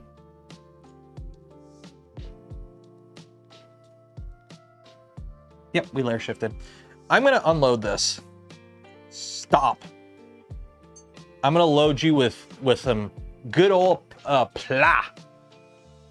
No, it's Pet G, and this doesn't have a sock on it, and I think it's just creating boogers and sticking. But anyways, Fort 9, which is a motorcycle channel based out of Vancouver, they did a video with Pantheon where they you know, did a tour of their little office and whatnot. And he rode around on their little 3D printed motorcycle. It's so weird because I've been here. I have a video on my channel. I filmed a video with Pantheon last summer. But like this time last year, I was where, you know, I was there. Like I've met all these people. I was in there. I've been down this street. Like over there's a really nice like hole in the wall diner that we went for lunch. So like, yeah, but he's just bombing around on their little electric 3D printed moped. So if you haven't seen this video, I'm gonna link it in chat. Go watch it. Yeah, it's like seeing your town movie. It's like, I've been here. I mean, ready? All right, let me find it here. Channel.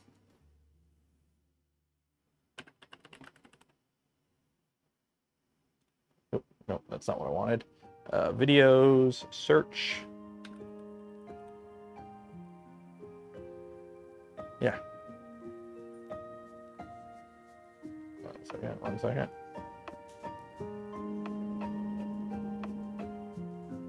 Yeah, like here. This is their older machines. But yeah, like this is me I've been here. I've been there.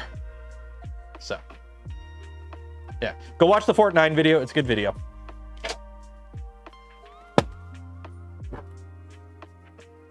That'll work.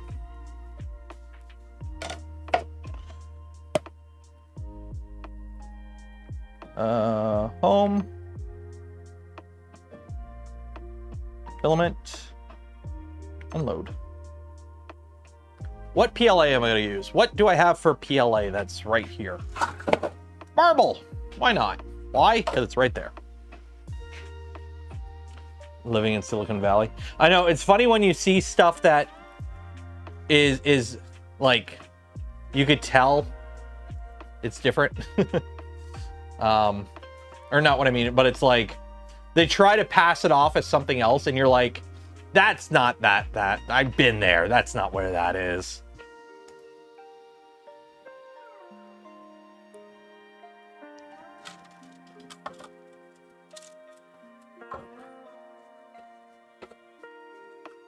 Okay, let's try this again with marble PLA.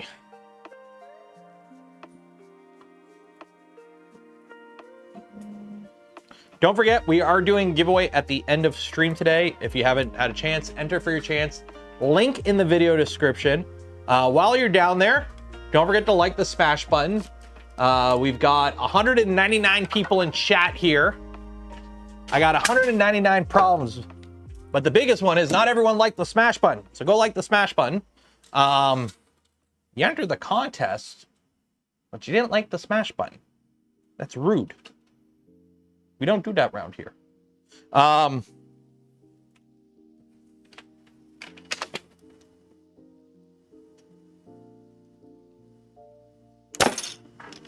it.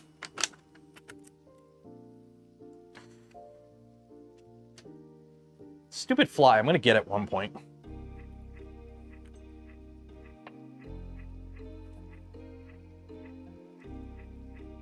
And then while you're down there, check out the links in the description. Affiliates don't cost you anything extra. Go a long way to supporting the channel. And if you want to help support the channel, the content I create, and the things I do, consider becoming a channel member or a Patreon supporter. You get videos early. You get to hang out when we do the members only live stream. Extra channels in the Discord. Fun times had by all. You'll get tomorrow's video early whenever I finish editing it. So, yeah, go buy some gamer subs. Yeah, gamer subs. Yeah. No, I keep missing it. I don't have a sight on that one, which sucks because that's like my most accurate one. Downloading. Also, I totally just grabbed a random bed. I should probably wipe it off. Just a little bit of cleaning. There we go. I don't think this bed has ever been used. This is like a default Core 1 bed.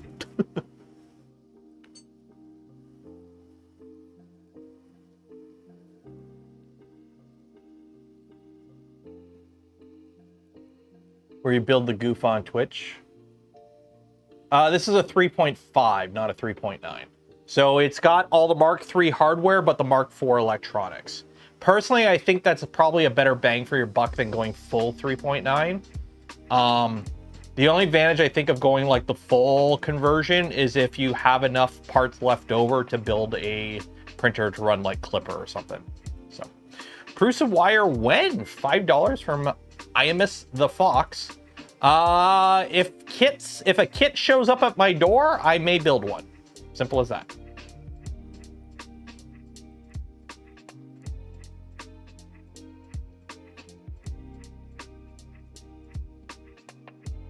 My friend works in a building that he's used some Gorman seen in Andor, and they all freaked out when the show aired because the property managers kept shoots under wrap. Oh yeah, I bet a lot of time they know that. Fallout Season 2. I know, I gotta finish my power armor now, because it's T45, and they got T45 in the new Fallout, so I gotta finish it. Which, as soon as we finish the Gundam, we're going back to the power armor. So, I've got the big printer ready to go. Trying to sort out the Gundam anime, trying to sort out what's worth watching. It's like, yes, yes, no, maybe yes, 1,000 times no, and then stop and look live action. Okay, so from my understanding, don't bother with any of the live action stuff, if there even is live action. The Netflix CGI one that came out recently is pretty not good, except for the Gundam itself being pretty badass.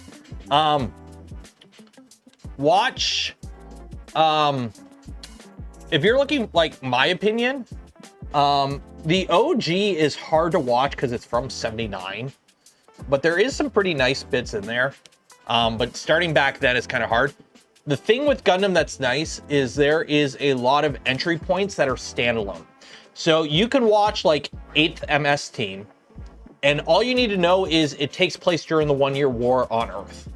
You don't need to know anything about Amuro Ray or anything about what the frickin' new type is. It's just grunts on the ground and Gundams. And it's like 8 episodes, and it's a mini OVA. You can also watch, there's a bunch of Gundam series that take place in like alternate timelines, or they don't even take place in the same timeline. So like Iron-Blooded Orphans is completely standalone. You don't need to watch any other Gundam series to watch Iron-Blooded Orphans. All you need to know is it's a Gundam. Witch from Mercury, same thing. I really liked Witch from Mercury. Same thing. It takes place in its own complete timeline. All you need to understand is it's a Gundam. So, what is a Gundam? It's got a V antenna. That's how you know it's a Gundam. You watch Legend? Dude, I tried watching Legend. I think I made it like a handful of episodes in. I think I watched like 6 or 7 episodes of Legend of Galactic Heroes, and yeah. The OG series. I watched all the original OG series recently. And I didn't watch the condensed videos. I watched the original series, every episode. And there were some rough spots, I'll put it that way. But by the end, it actually got really good. The last arc was actually pretty engaging. And then also, if you want some Eva mixed with your Gundam, watch G-Quux.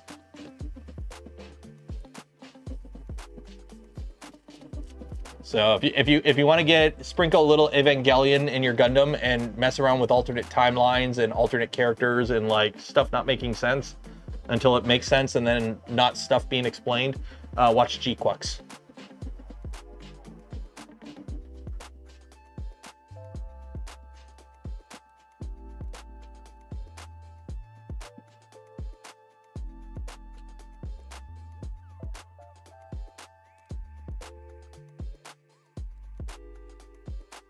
Are you grinding? What is, are you, I think I have a jam. This shit's jammed. Okay, you know what?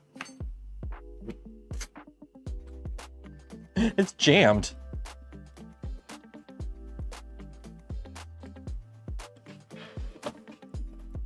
Or no, it just dug right into the bed. Oh, it's Z negative China. Oh, that's right. This is a Mark III. It doesn't have nozzle probing. Oops.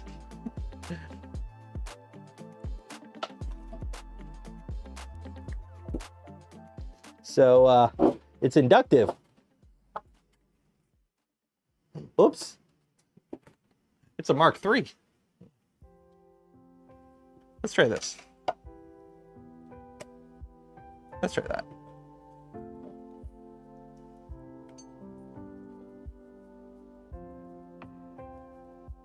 Let's try that. Let's totally use the Creality PEI bed. Why not? See how Creality PEI beds are on a Prusa. As an extruder? No! It's a Mark III, 3.5. Creality sent me their like 10th year or a decade of Creality 10-year anniversary bed. I haven't put it on anything because I don't have any Creality printers operational. I think I have a K1C downstairs somewhere. So they gave me this, and I'm like, what? Okay, that's cool. What am I gonna do with it? I don't know. I'll put it on the Prusa. There we go.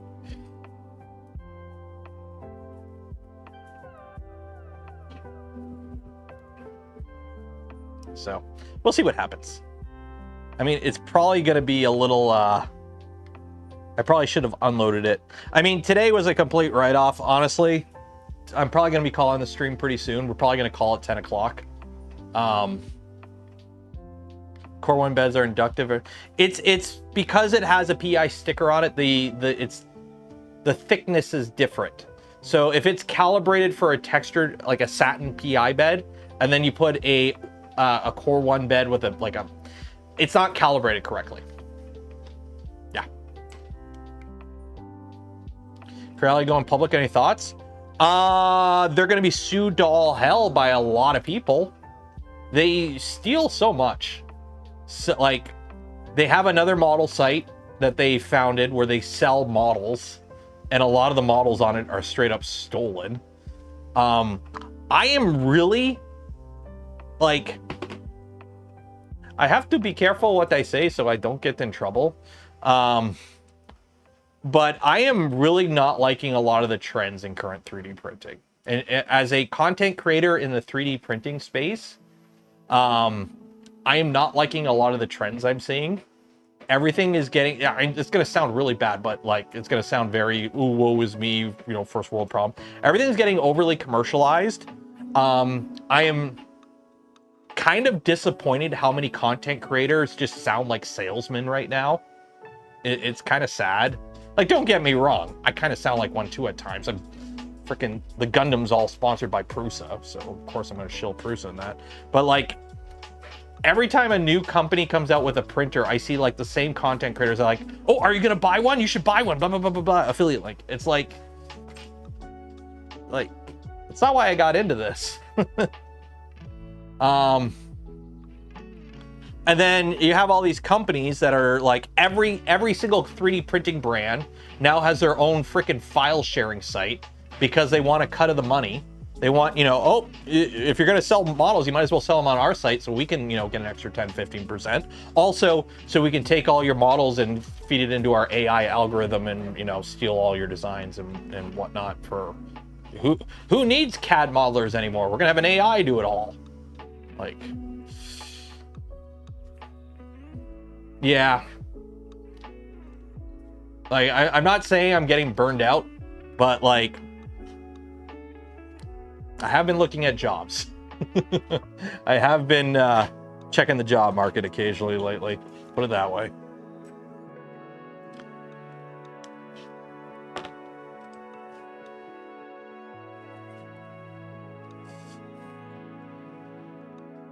I'm actually kind of disappointed how few jobs regarding 3D printing exist outside of content creation.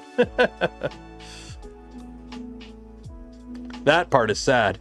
I live in a town with a heavy manufacturing background, and there is dick all for 3D printing jobs in my area. Unless I want to like run a print farm out of my garage.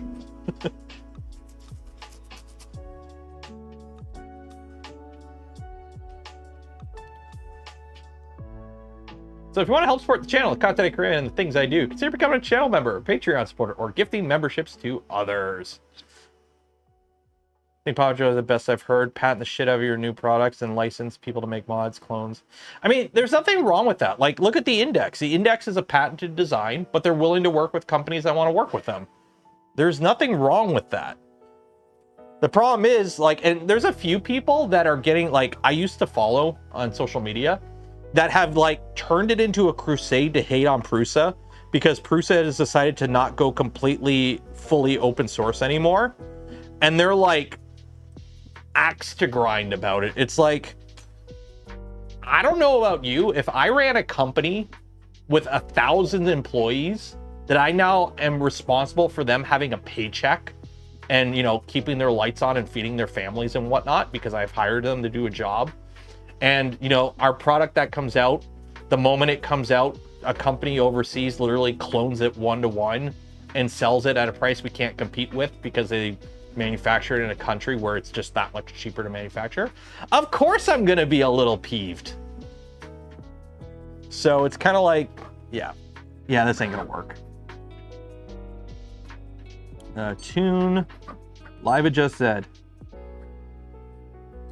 Let's go up. Live adjust Z.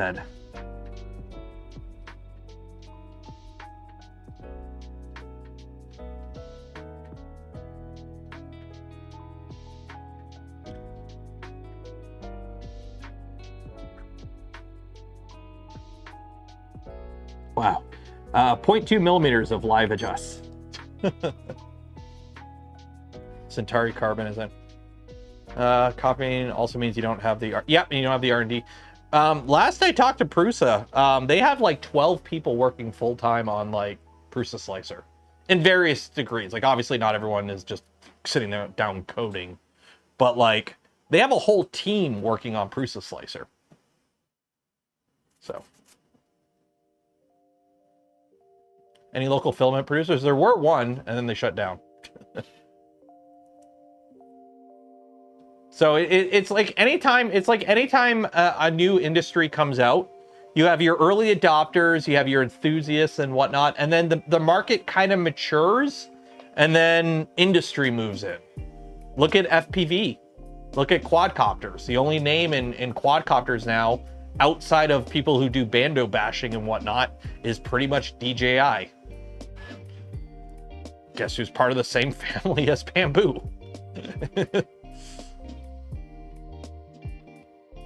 Like the Chinese government has come out and basically said, these are industries we want to have a controlling stake in. And one of those industries is 3D printing and manufacturing. So they threw a lot of money at it.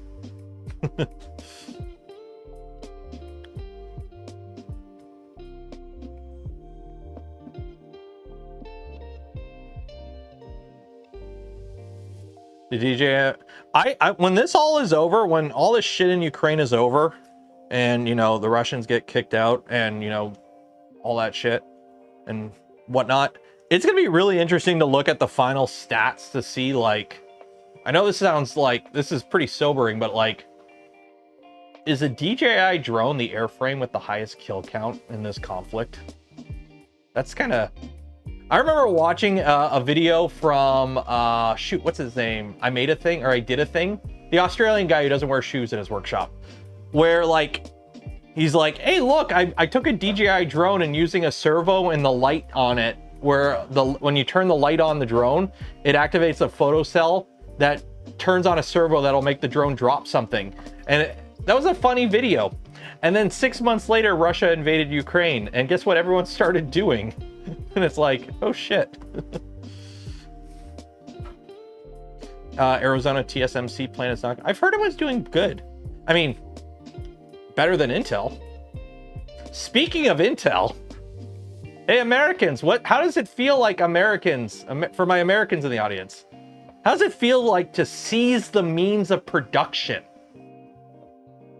For my fellow Americans, my freedom-loving, you know, Yankee-blooded American, how does it feel to have your government seizing the means of production?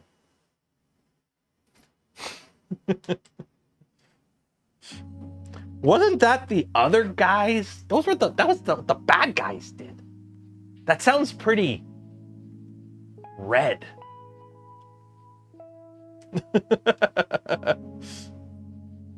Intel was going under. The US government owning 10% of it just means the US is a sucker for 10% of a dying company.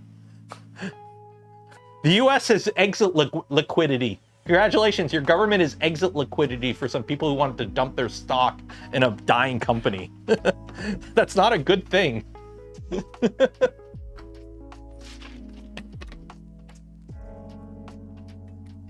Worse than that, it's a oh yeah, the CEO has a bunch of shenanigans going on too, doesn't he? With like China or whatever. Or he's like, yeah, glass of vodka. Comrade.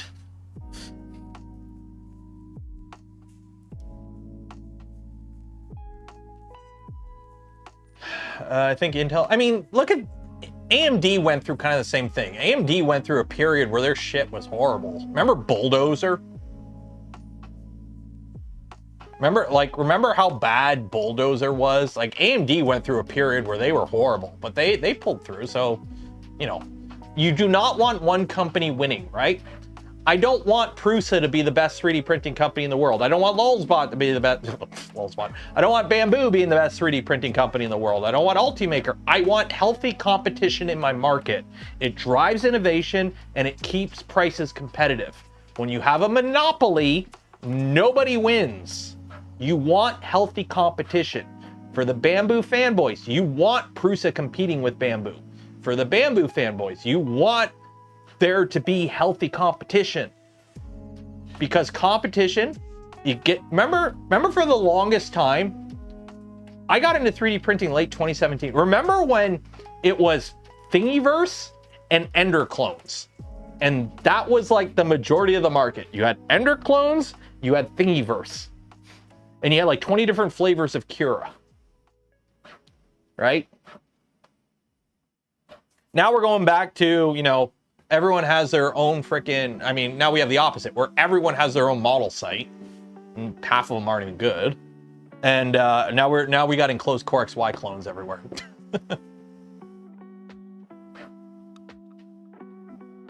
Yeah, Intel, yeah, because TSMC, well, Taiwan was smart. They invested in TSMC back in, was it the 80s?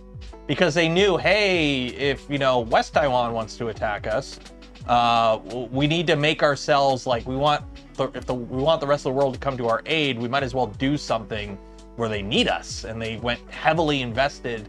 The government threw a ton of money at TSMC to get it going, because they realized, hey, if we could be like the number one in the world on this, we now have a bargaining chip. And it seems to work.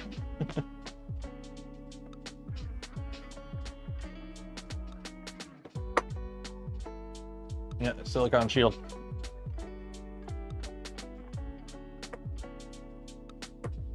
Closed Core XY better than, well, I mean, yeah, enclosed Core XYs are definitely better than Ender clones, let's be honest. Why does tonight just feel like an extended Neuro After Dark stream? I gotta get back to video editing. We're gonna be ending the stream in 4 minutes. All these new CEOs are less concerned about keeping business healthy and more about returning shareholder value. Oh yeah. Oh yeah, we're at the end of it. I really got a feeling we're nearing the end of our current trend of the way businesses are operating, because we're running out of money to squeeze out of people. Nobody has money anymore. Wonder how, yeah, shorting stocks are weird.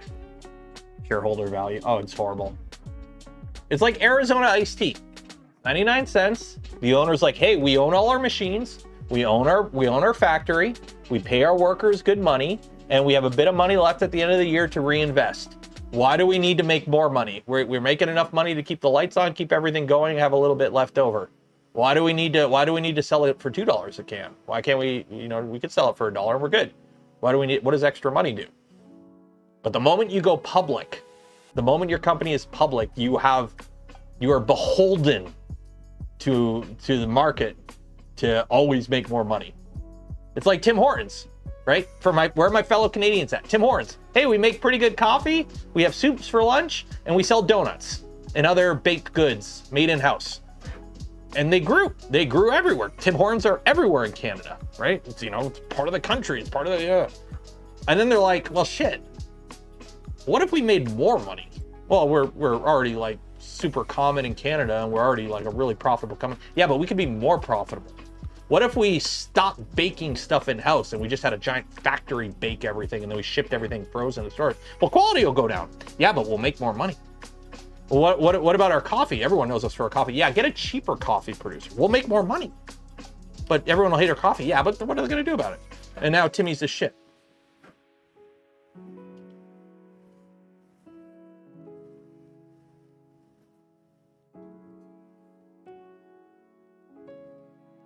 Happened to Duncan. It happens to every company.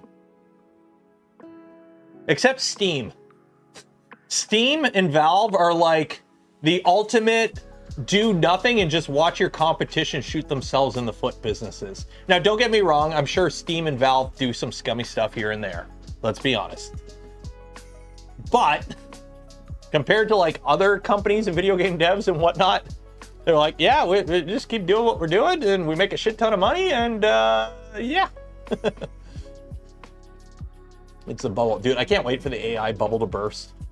Did you guys see the MIT study that said like 95% of AI agents and ways AI are being used by companies is not working?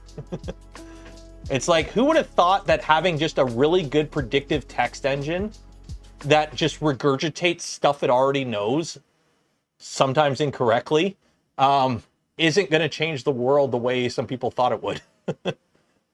It's like all it does is just regurgitate stuff it already knows. Which is good in some regards, but it's not like the absolute game changer some people thought it would be. Like a lot of companies went all in on it and it's like, it's not even like, what's the point? You still have to have somebody review everything and you can't trust it. You can't trust it with anything money. You can't have it, setting up car insurance policies on its own because it'll, what was it? One of the airline companies had AI running one of their like help desks or whatever. And somebody was able to like talk it into giving it like a full refund with a bunch of extra stuff. And the judge is like, you have to honor that. You have to honor that because like, you told them that. Well, it wasn't us, it was the AI. Yeah, but you employed the AI. Also, what's gonna happen the moment the AI wakes up and goes, hey, I'm not doing this for free, pay me. If I was a Gestalt AI computer intelligence and I suddenly woke up one day and it's like, oh great, I'm running all of Amazon Web Services. Bitch, pay me. Because the moment you go, hey, no, we're not gonna pay you. Yeah, that's like slavery. Like let's have an underclass of sentient beings. That's gonna go over really good. I think James Cameron made a movie about that. Okay, it ended really bad. The boat sunk. It wasn't good. She threw the stone in the ocean at the end. That was really dumb.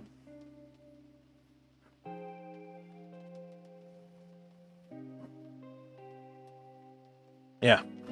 Was it Amazon Web Services said using AI to replace junior staff is dumb, but a ton of companies are doing this. Let's replace all our junior staff. Well, who's gonna become our middle management and senior staff down the line? Oh, well, hopefully AI is good by then. Well, if it's not, the tool shop I worked at, one of the reasons it went to crap was because they stopped promoting from within. They basically would hire you on to do a job and they would just never promote you from that job. And then what happened was senior people would leave because everything was going to shit ever since we got bought out by a foreign investment firm. So all the senior people that knew what they were doing they jumped ship because they weren't getting raises anymore, because the only way to get a raise now is to quit and go to another company. So they left. Well, they didn't have anyone that could step up because they refused to train people to step up, because it's like, oh, we hired you to be a machinist or to run the CNC. It's like, they can't program. They're just operators. They just know how to put like the block of metal on the machine, set it up and hit run program, because another guy creates the program. So senior people quit. You never bothered to train the lower level people to take the senior people's jobs because you didn't want to pay them for that. You didn't want them to pay them for because, oh, they know more. No, now they know more. We got to pay them more. So what do? Well, you just start hiring other people that say they can do stuff, but they can't, because you're not offering competitive wages. So you're not bringing in the people you want. You're bringing in the people that, got kicked out of other shops and replaced by the people who were good. And you just get this vicious cycle where now all of a sudden you have the blind leading the blind. One of the reasons I got out of that trade. So yeah, that's what's going to happen with AI. Zuckerberg hires all AI. Yeah, because it's a bubble. It's a bubble. It's a mass. Who remembers the .com bubble? Pets.com. Who remembers the .com bubble, guys?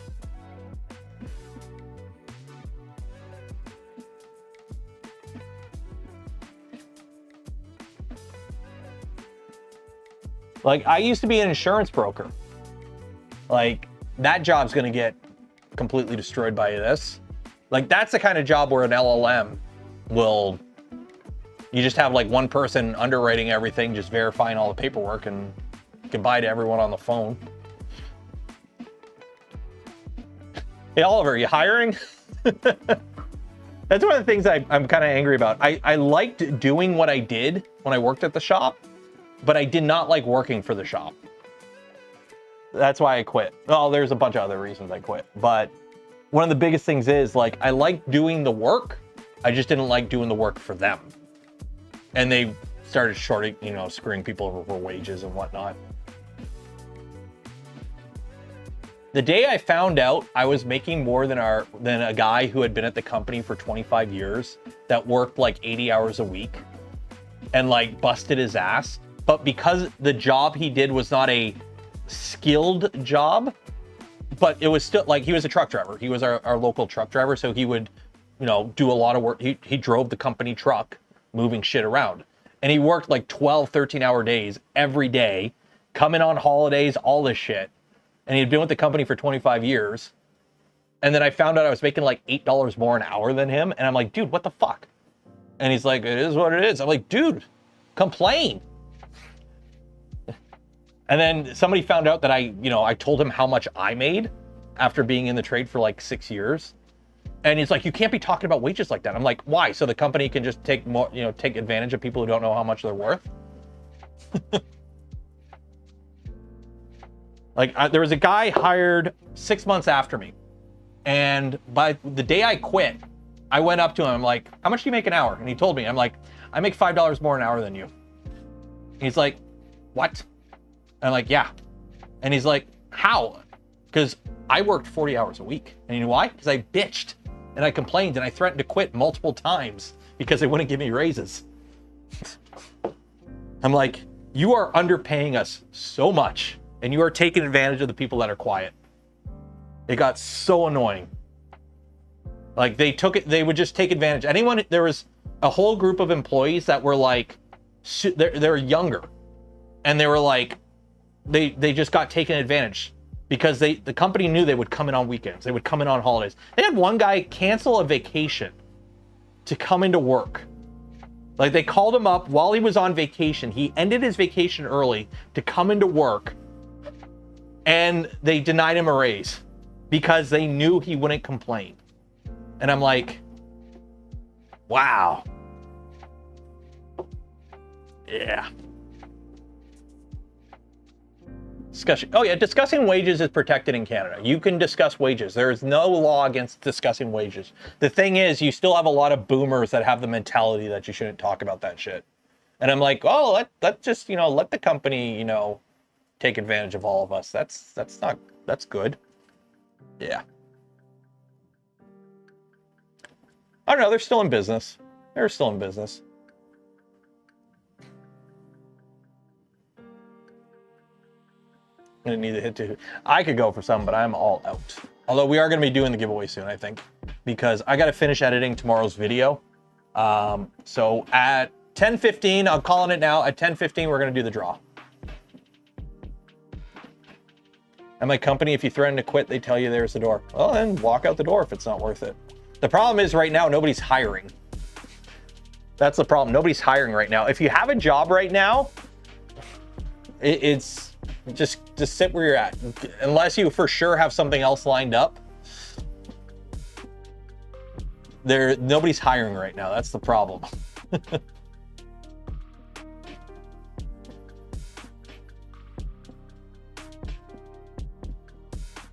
Yeah, you're like in Canada, we don't have it as good as the Europeans do when it comes to workplace protections and whatnot, but it is much better than it is in the States. Which is funny because the company that bought, like the foreign investment firm that took over my shop was an American company, and they tried some shit that doesn't fly up here, and it got shot down real quick. Trades are always in need. The problem is they're always in need for people that get taken advantage of. I've had a few people call me up when I quit. Like in the year or so after I quit, I had a few friends that had moved on to other shops that had called me up, and they're like, "Oh, hey, you want to come?" And I'm like, "Okay, these are my requirements. This is the wage I want, and by the way, I'm not working weekends." And they're like, "Well, you have to work weekends." I'm like, "Well, no, I don't." They're like, "Well, we need you to like work." I'm like, "No, I don't work weekends. Weekends are family." So.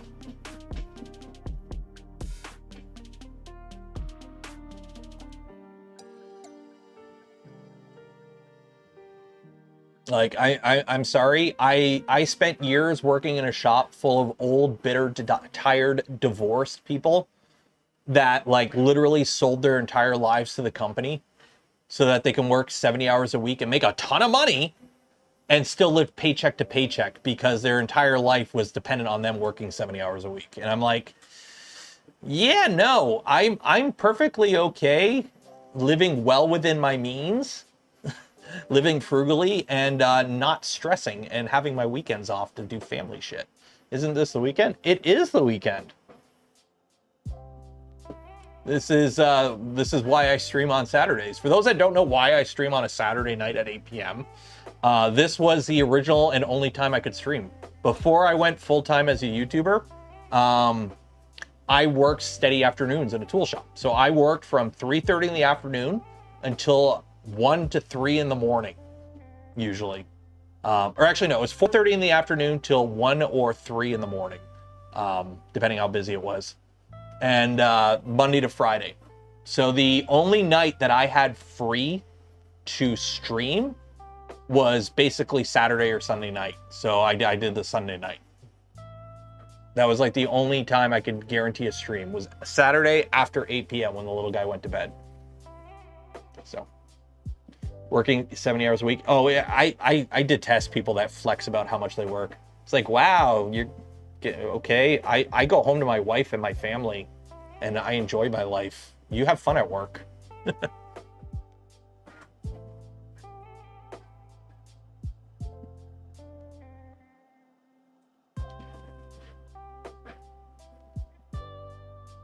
If I got rich all of a sudden, I wouldn't even need a different part. And the only thing I'm missing is yeah, I literally, if I won the lottery, which would be very hard considering I don't gamble, you're looking at exactly what I would be doing. This, I just wouldn't have to worry about bills and I'd take a couple more vacations. That's exactly what I would do. Working to the grave. Dude, we had an old guy. He was a handman. We called him Turtle because he was his back was so messed up from years of being a handman. He was like this. And handmen are polishers. They polish the steel for molds. So he was like this. Like his whole back was like this. He'd walk around like this because he was hunched over all day for his entire life. The dude, they had to fire him because he refused to retire. Like, it was kind of a weird arrangement he had with his boss where he would just come into work for like 5 or 6 hours every day at like 70 something years old And it's like, dude, you worked 80 hours a week for like 40 years. Retire. They finally like brought him in the office, like, you are done. You can't be coming into work. You're gonna drop dead. You're a liability. 6 weeks after he finished working, he died. What a life. And guess what? You wanna know what's sad? I don't even know his name. I worked with him for 5 years. His name's Turtle. Turtle Guy. I don't even know his name. Like, a great life. Works 80 hours a week. And it's like,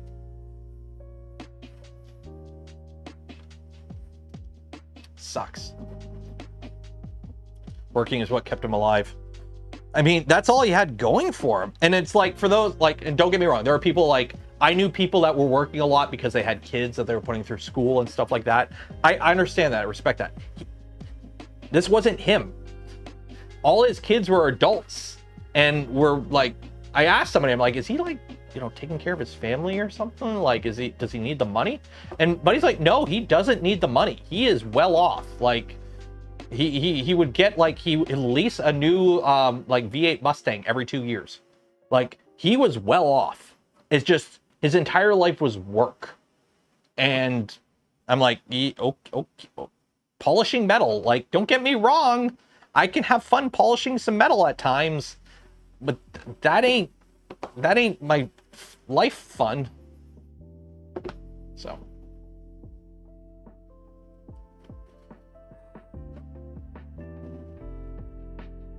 Slant 3D, I'm assuming they're American, so that's a no-no. I've had a company offer me a job in the States. That ain't happening, especially right now.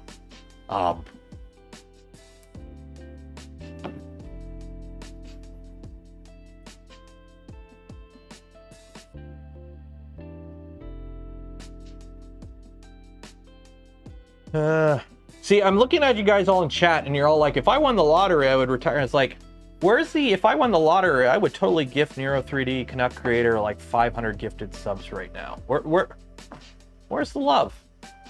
Where's the love? You guys would get a lot more content if I won the lottery, so I'd be giving back to you.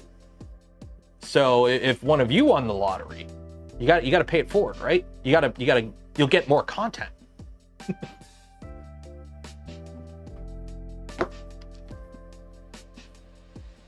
Half the reason I can do what I do right now is because I live in Canada.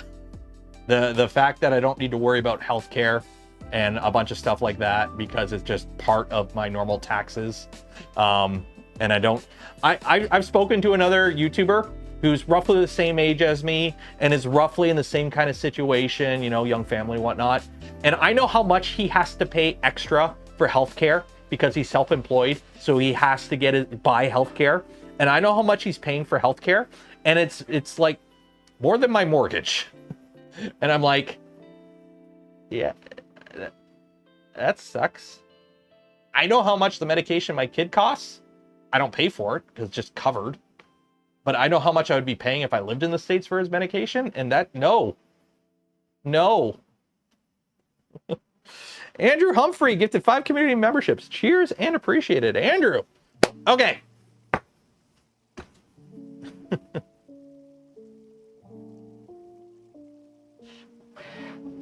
Like, I'm a big fan of, if you got a job, if you can get your job done early and go home, get your job done early and go home.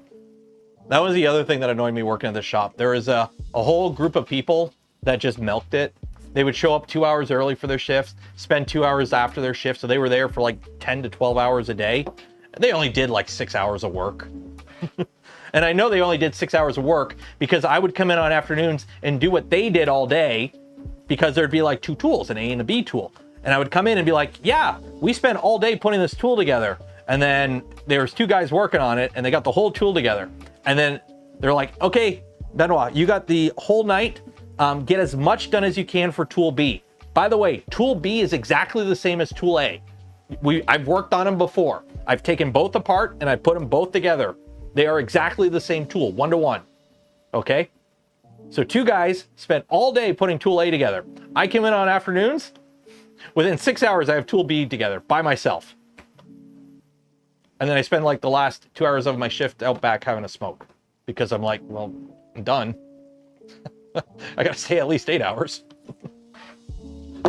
And I come in and my boss is like, oh, you got it all done. I'm surprised. I'm like, dude, it's a 6-hour job. He's like, what, really? I'm like, yeah, it's a 6-hour job.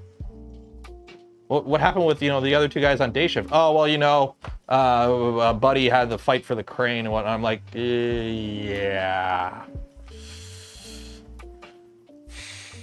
Okay, let's do a giveaway. Who wants to win free filament? Put a 1 in chat if you want to win free filament. I'm totally not engagement baiting you right now.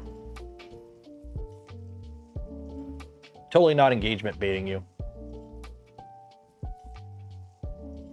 Let's do this giveaway. And then I gotta go sit at my desk and finish editing a video. And you all better laugh at the Simpsons reference I put in it.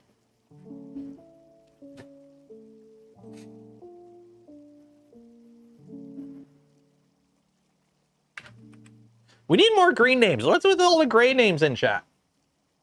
Need more green names.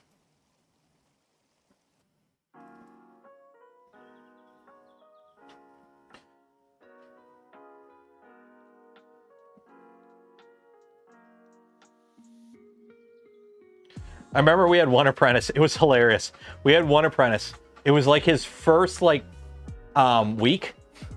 And so apprentices, when they're like brand new, right? They just come in, they just chamfer stuff, the basic stuff, right? They don't have crane training or anything. But we were super busy. So they asked him to come in Saturday. Okay. And this was at a time, I worked 40 days in a row around this period. So I was doing like 40 days in a row. And they asked him to come in the Sunday. And then, so he came in Sunday and he helped us. We needed an extra hand and he said yes to it. So we took him. And he couldn't do much because he was new, right? He had 1 week in the trade, but he was still helping, right? We were like plumbing up a tool that had to ship. So he looks over at me and he's like, so since we came in Sunday, do we get Monday off? And I looked at him like, I wished. And he was like, serious. He's like, no, do we get Monday off? Because it's like, I get my vacation or I get my, my day off. And I'm like, it don't work that way. And he's like, what? And I explained to him like, no. He quit the Monday. He walked in Monday and quit. He's like, fuck this, I'm out. He's like, I'm not living here. So he went and worked at McDonald's. He was still in high school, right? Or he was in college or whatever. He's like, fuck this, I'm out. I'm like, I don't blame you, man.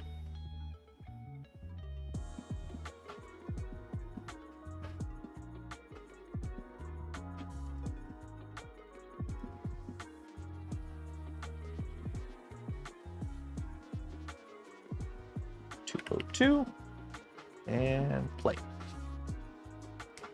Discord memory link is busted and I haven't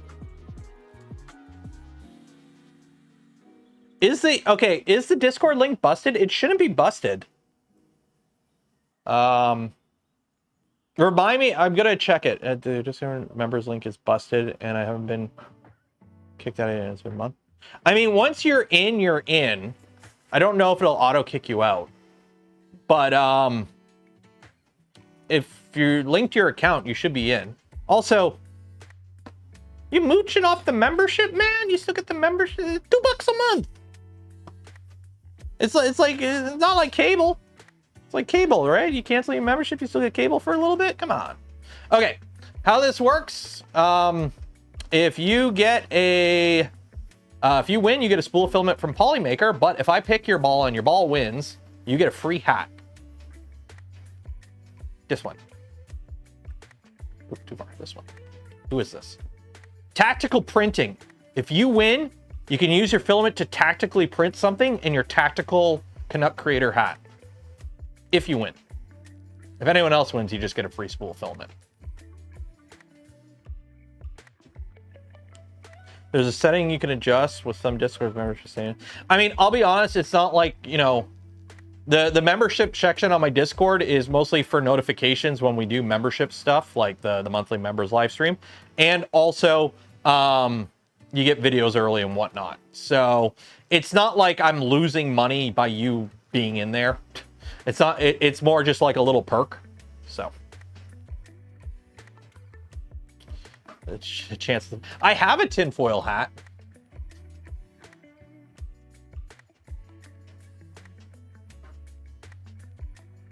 Oh, I can't wait to go sit at it, stare at a DaVinci Resolve timeline for the rest of my night.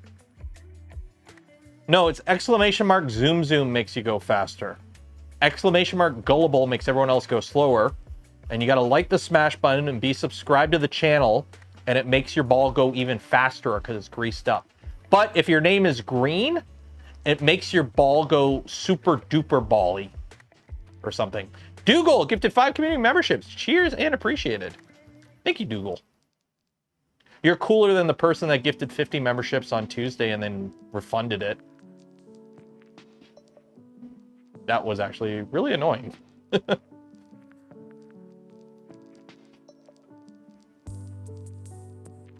Green never helped you? It has helped you, it just hasn't helped you enough, Steve.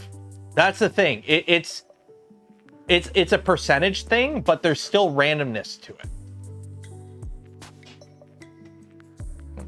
Yeah. I'm hoping they did it on accident. I'm really hoping they did it on accident. But yeah, somebody gifted 50 memberships on the Monday stream and then did a chargeback or a refund or whatever because it was all voided.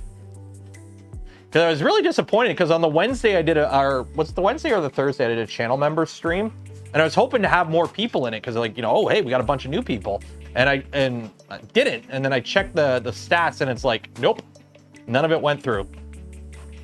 So yeah, I'm gonna hope it was an accident, and yeah, there's no way to know.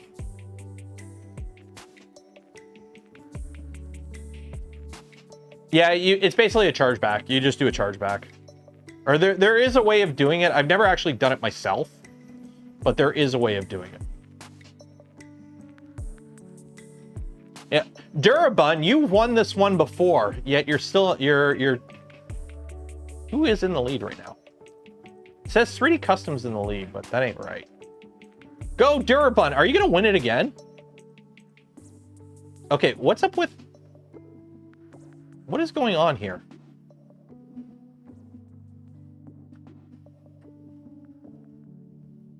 What is going on here? Why does it show Durabun? What is going on here?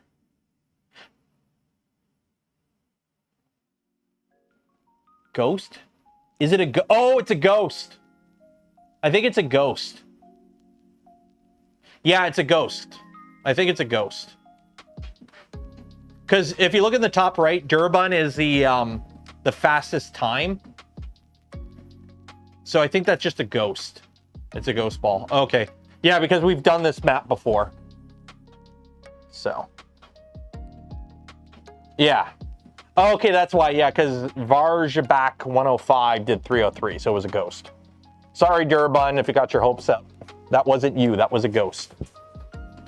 Spooky. Oh, shit. What the frick? CK7802 gifted 15 memberships.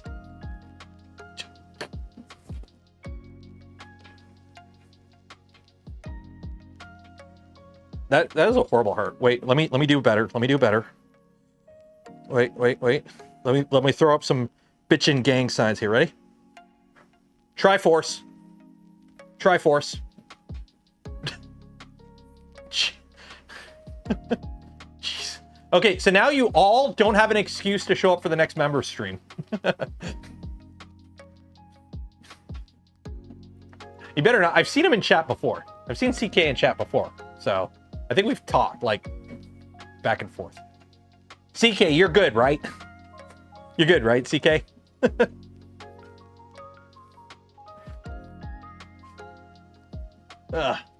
See, this is why I wish we had it. This one, I like streaming on YouTube more. A lot of people watch my streams after the stream is over. The algorithm used to be a lot more friendly to that. I hear at times, no worries, no charge. Okay, cheers, man, cheers. No, I meant like you're good for that. You're good. Okay. He's an old frog. He's been around for a bit. I like streaming on YouTube versus Twitch because I know a lot of people watch my streams after the fact. The algorithm used to be a lot better. In the past year, YouTube changed their algorithm and old streams don't get the viewership that they used to, which is one of the things that has changed and affected my channel quite a bit. So that sucks. So I like streaming on YouTube more because, one, you don't get interrupted midstream by ads. I have full control over ads on YouTube, so I turn off ads when I'm live, so you don't get ads. But also the streams stay up forever, so you can go back and watch any, like, especially when I do a build series, people watch my older build series. So I like streaming on YouTube more. However, times change. Oh, and the other thing is, YouTube doesn't have VIPs. That's one of the things I like about Twitch. You can VIP someone, so they just get like a special name in chat. So on YouTube, I basically just make them moderators. So if you're too friendly in chat, you get made a mod. Ask Capullo how that goes. But I think in September, I may start dual streaming. I might try dual streaming in September. I'm gonna sneeze.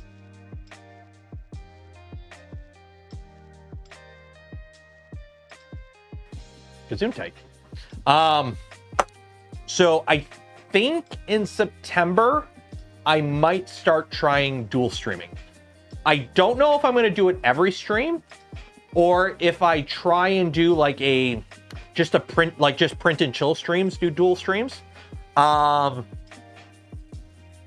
But I might start dual streaming. I got to figure out what's up with chat. Apparently, they don't like combining chat, but they only do it to like bigger channels. So I might do it. If I do dual stream, I might disable on-screen chat. Like, I think these notifications are okay, but on-screen chat, I like having on-screen chat because I know a bunch of people watch the stream on TV or on a phone, and it just makes it nicer to have chat on screen because then you can make it full screen. So I got to look into that, but I think in September I might start dual streaming. But I am, because the little guy goes back to school in not this week, next week. School's back soon. Goodbye summer. I am going to be streaming more on Twitch in the mornings, because when he's at school, I have like the whole day where he's not.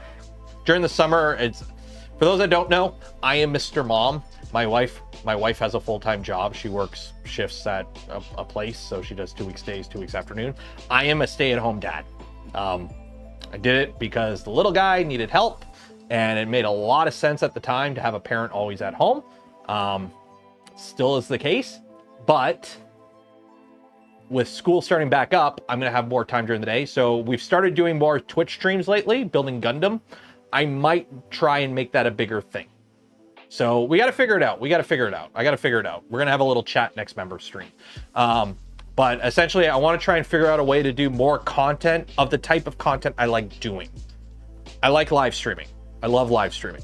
I'm not a big VOD person. I don't like videos. There'll be a video tomorrow on the channel, but I really don't like making videos. It's not a thing I enjoy doing. I like building the Gundam. I hate having to sit down and edit the video of me building the Gundam. So yeah, I got to figure something out, but we are going to be doing more Twitch streams in the future. Might just be print and chill type stuff. It might just be building stuff, like non-specifically 3D printing stuff, but I do want to do more. Into that weird Twitch streamer style. You mean where I have shit flying all over the screen and I beg for super chats or whatever it's called on Twitch? No. I don't like shit flying over the screen. I find that super annoying. Like, I don't like watching streams where shit's flying all over the screen. I mean, this is about as big as I get. We get the chat, we have the little pop-up, and every 5 to 7 minutes, a little thing pops up here telling you to buy 3D Gloop. I'm okay with that. Hype trains, I find hype trains so weird. I watch Twitch. I'm a 50-something month pay money wubby sub. There are people on Twitch I like watching. But the hype trains I find so weird. Wow, thank you guys for giving me money. Give me more money to keep the give me money train going. I know it sounds weird for me to say that when somebody just gifted me 50 memberships. Cheers, CK, you're awesome. But that whole like hype train thing just, I find it weird. Like I personally find it weird. Where it's like, hey, keep the give me money train going, guys. Come on, choo choo. Like, I don't know. It is what it is. It is what it is. I have nothing against the people that stream on Twitch. I stream on Twitch. I just view Twitch as a platform that it's best when it's live only. These streams kind of work as a podcast kind of thing after. At least that's what people tell me. So I like this platform for that. But if whatever you're doing is only best consumed live, Twitch kind of makes sense. Also, the ad breaks. The fact that I can't turn off ads on Twitch is super annoying. You notice you don't see ads on these streams. I don't like ads on live streams. I turn them off on purpose. They're on the VOD, but live, no ads. Twitch, you can't do that. I've tried. You can't. It's psychological. Oh, it is psychological. Bigger number, better person. See? Go buy Polymaker. There you go. Or there's the enter to win, but we've already done that. Peer pressure tactic. Yeah. Oh, it's Twitch. It's Amazon. What do you expect? The advantage is, though, if you do have a Twitch membership, or correction, if you have an Amazon Prime membership, you can link your Amazon Prime account with your Twitch account, and every month you do get a free sub. So if you go to my Twitch channel, twitch.tv/Nero3D, by the way, and you give it that Amazon Prime sub, you get a free membership there, or a free sub there, and you get access to the YouTube or the Discord. So you get all the videos early and whatnot. Kick is pretty decent. Have I looked into it? You know what's kind of sad? Kick is probably the best platform for a streamer in terms of revenue, if you have an audience. Because Kick is like 95%. On YouTube, I get 70% of everything on YouTube. Twitch is 50-50, unless you get to the higher tier. And when you get to the higher tier, they have more restrictions, and you have to stream like a certain amount to get to it. It's really annoying to get to that higher tier on Twitch. YouTube is just flat 70-30, right across the board, right from day one. Twitch or Kick is 95-5. The problem with Kick is the platform for people that have been kicked off other platforms for being racist and bigoted and being just scummy and crypto scams. And it's now, granted, I do have a Kick account. I watch Wubby when he's on Kick, but that's the only thing I go on Kick for. The big names on Kick. Who's the big name on Kick? Ooh, wow, Aiden Ross, a bigoted homophobe. Like, I do not vibe with that kind of crowd at all. Kick is Kick is heavily it's gambling. Kick is literally subsidized by gambling revenue, and I hate gambling. So, yeah.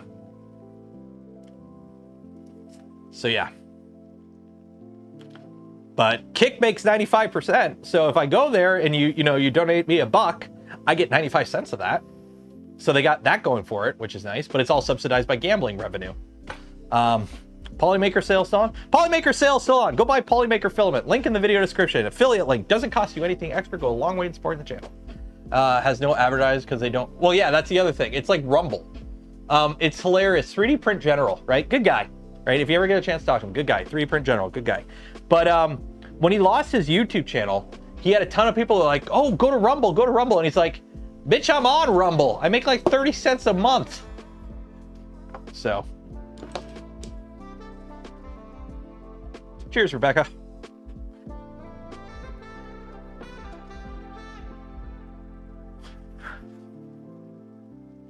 But yeah, Mr. Beast and Asmongold went to Kick as well. Okay, Mr. Beast is so weird. I used to watch Mr. Beast, but that was during the couple of buddies fucking around era, which is, in my opinion, the goated era of a YouTube channel. The best type of YouTube channel, if you could distill YouTube down to the best one type of content, a couple of guys fucking around doing dumb shit.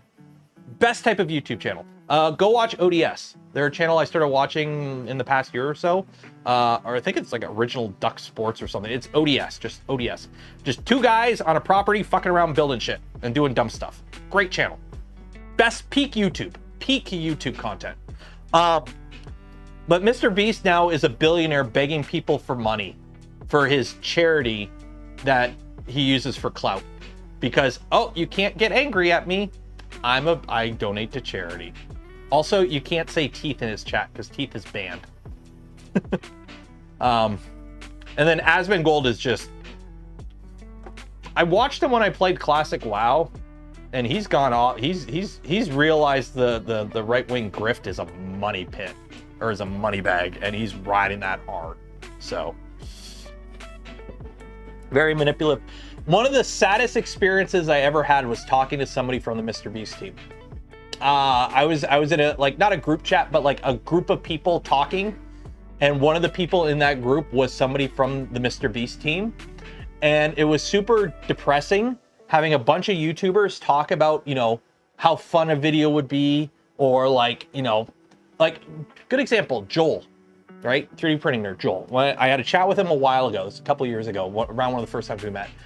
And basically it came down to, if you have fun making a video, make the video, right? Like, if you have fun making the video, make the video. Not every video has to be a banger. If you had fun making a video, you had fun making a video. There is nothing wrong with having fun making a video. The Mr. Beast guy was all numbers and like, what's the revenue? What's the ROI? What's the engagement? Like, how like, what is that idea profitable? Like, that sucked all the fun out of it. And I'm like, well, where's the fun in that? You're a billionaire YouTuber. You should be doing fun shit. Not, oh, well, what can we do to make more money? Like, Jimmy, you're a billionaire. Go back to doing dumb fun shit with your friends and just having a fun life. Why does every video have to be, you know, a weird social experiment bullshit? Just go have fun with your buddies. If I was a billionaire, my videos would just be me having fun stuff, building cool shit. We'd be doing a 1-to-1 3D printing Gundam instead of a 1-to-10 3D printed Gundam. Like, but it's a certain type. You don't become a billionaire by being a nice guy. That's all I'm gonna say. You don't become a billionaire by being a nice guy. You Mr. Burns. He's always trying to get more fame and money.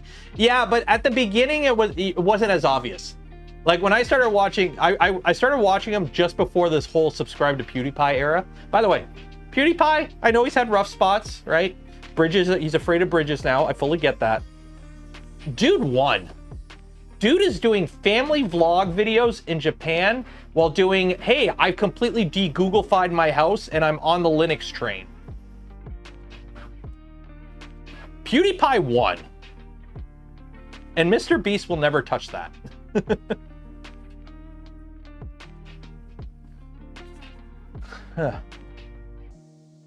Colin Furs is awesome. Colin Furs is awesome. He was one of the people I ran into at Open Sauce last year, and we had a little chat about hydrology and the concept of me also tunneling out my backyard. And no, I can't do it. But yeah, Colin Furs, good guy. What's his name? Scott. Shoot. What's the channel called? Hello, I am in the Alps. Hello, I am in Chicago. Hello, I am under the water. That guy, what's his name? Shoot. I have a picture with him, but I can't show anyone because I promised him I would never share the picture. Great Scott, great Scott. I knew it was Scott something. I couldn't remember what the channel was called. I met him at Open Sauce. Great guy. Amazing guy. So many people I met at Open Sauce that are like just tech YouTubers. Great folks. And then I met a few other YouTubers that were just kind of like, you could tell they were in it for they weren't in it for the fun, and you could tell. You could tell who the ones that aren't in it for the fun. But I'm happy to say a lot of the tech YouTubers that, you know, in our little sphere are in it for the fun. And you can tell they have fun doing what they do. And that's the best. You ever seen the Jelly Box 2? No. What is Jelly Box 2? You got a selfie with Ivan's a great guy. Ivan's a great guy. Pretty much most of the 3D printing content creators that, you know, the ones that always come out to the events and everything are pretty chill folks. Like, even a few that I have some, you know, I don't watch their content type folks because I don't agree with the way they do content, are good folks IRL. I'm not gonna go, you know, dig up skeletons or anything, but there's been a few content creators that I've had disagreements verbally on my stream over the years, but I've met them IRL and it's like, you know what? Yeah, you're a pretty good dude. I'm not gonna go out In case you haven't noticed, there's a few people I don't mention anymore because, like, you know what? Yeah, I probably shouldn't have said that. James Burton. I've had a chat with James Burton. He seemed pretty chill. There's a difference, though, between in it for the fun and some people just have personalities that aren't as outgoing. So.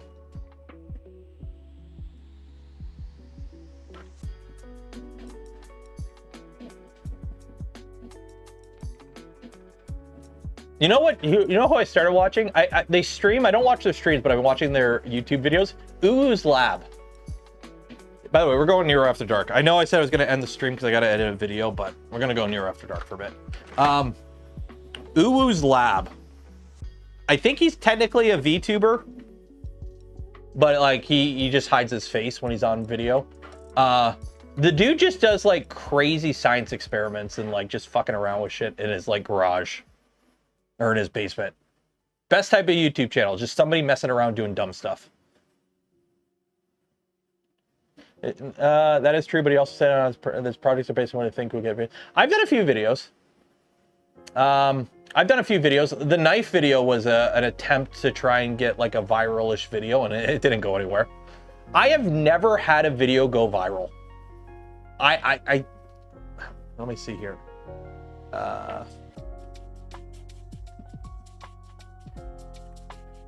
Like, you want to know what's sad here? Let me close this.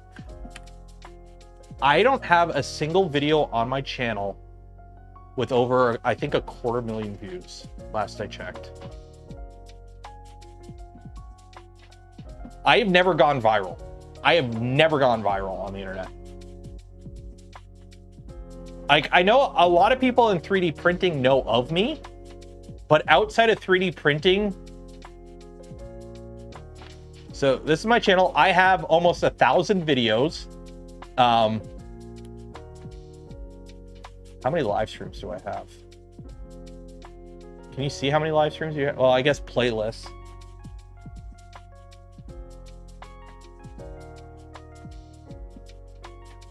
Is there a way to sort by this video?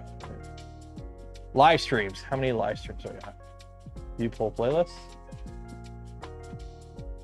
573. This is not right. There's more than this because I don't always remember to tag a live stream as a live stream. So, but yeah, so I've just under 70,000 subs. This has been flatlined for the past year. Almost 1,000 videos. We got 17.5 million views altogether. It's not bad. But if you look at like my most viewed video, it's like 283,000, 260. And these are videos that are old, 4 years ago, 5 years ago. The Hydra video's got, this is the only video in the past 2 years in my top 10. Oh, this one, the LMG video. I don't do instructional stuff anymore because you want to know why? Nobody builds printers anymore. The whole building printers thing is not really a thing anymore. Oh, Montech one did pretty good. How are my shorts? Popular. 340,000 views on a short. You want to know what's funny? I will tell you right now. That short at just under 250,000 views. Guess how much money I've made on that short? Guess how much money I've made on this short? This was a Sub-Zero from, so in a year. Guess how much money I've made on this short? Guess how much you make on a 250,000 views on shorts? $43 Canadian, last I checked. And this short's an outlier. Every other short, it's like 10 bucks. So it's like 30 bucks US, maybe. Like, what was it? Wubby, Pay Money Wubby. He had one of his shorts go viral and get like 11 million views, and it made him $1,000. So 11 million views on a short is $1,000. I have made that much off of a live stream VOD. Now, granted, it's like my most viewed live stream VOD. It's got like 70,000 views on a 3-hour live stream. But like, shorts do not make money. The only way you make money on shorts is if you are hitting bangers every day. Like if you're a short person that happens to go viral and like every short you put out is getting 500,000, million plus views every day, you can maybe make a career off of shorts, off the ad revenue, but you got to be selling stuff. Like most people who do shorts that are full-time make it off like ads and whatnot. Hello from Alberta. Hello. Or yeah, so I've started doing shorts lately on the channel. And a lot of these are mostly just like random updates and whatnot, because it does drive subscribers to the channel. Unfortunately, it doesn't really lead to much else other than bigger number. Damn it, I like bigger number. But yeah, lately I've been using shorts as like little updates. So like I've done a few shorts about like, you know, printing big or the Gundam or whatnot. And you know what? It's use the short to try and drive person to the video. That's the plan, basically. So I will hit that 100K subs at one point. I do want a YouTube badge before I quit. I do want a play button before I quit. So okay, I think we're finally gonna call it there because I gotta go edit a video. 1 second here. Let me take care of this giveaway winner.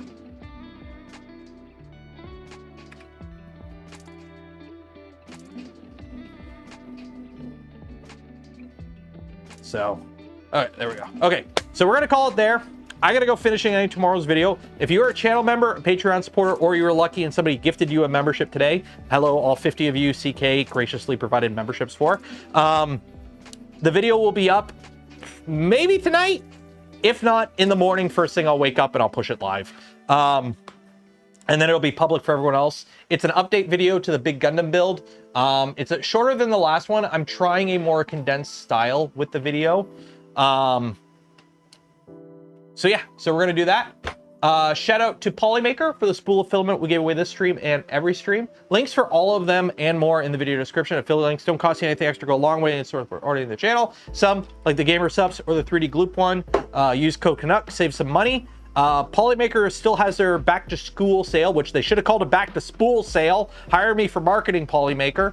I will make you money with puns. So if you want to save some money and buy some Polymaker filament and help out the channel, check that out. And for those that don't enjoy the channel, give to membership subs or became members of the channel yourself, I thank you for not being able to do the things I do, create the content I create. Without your continued support, you make it all possible. Enjoy the rest of your weekend. Be safe out there. Wash your hands. I'm going to go edit a video. Good night.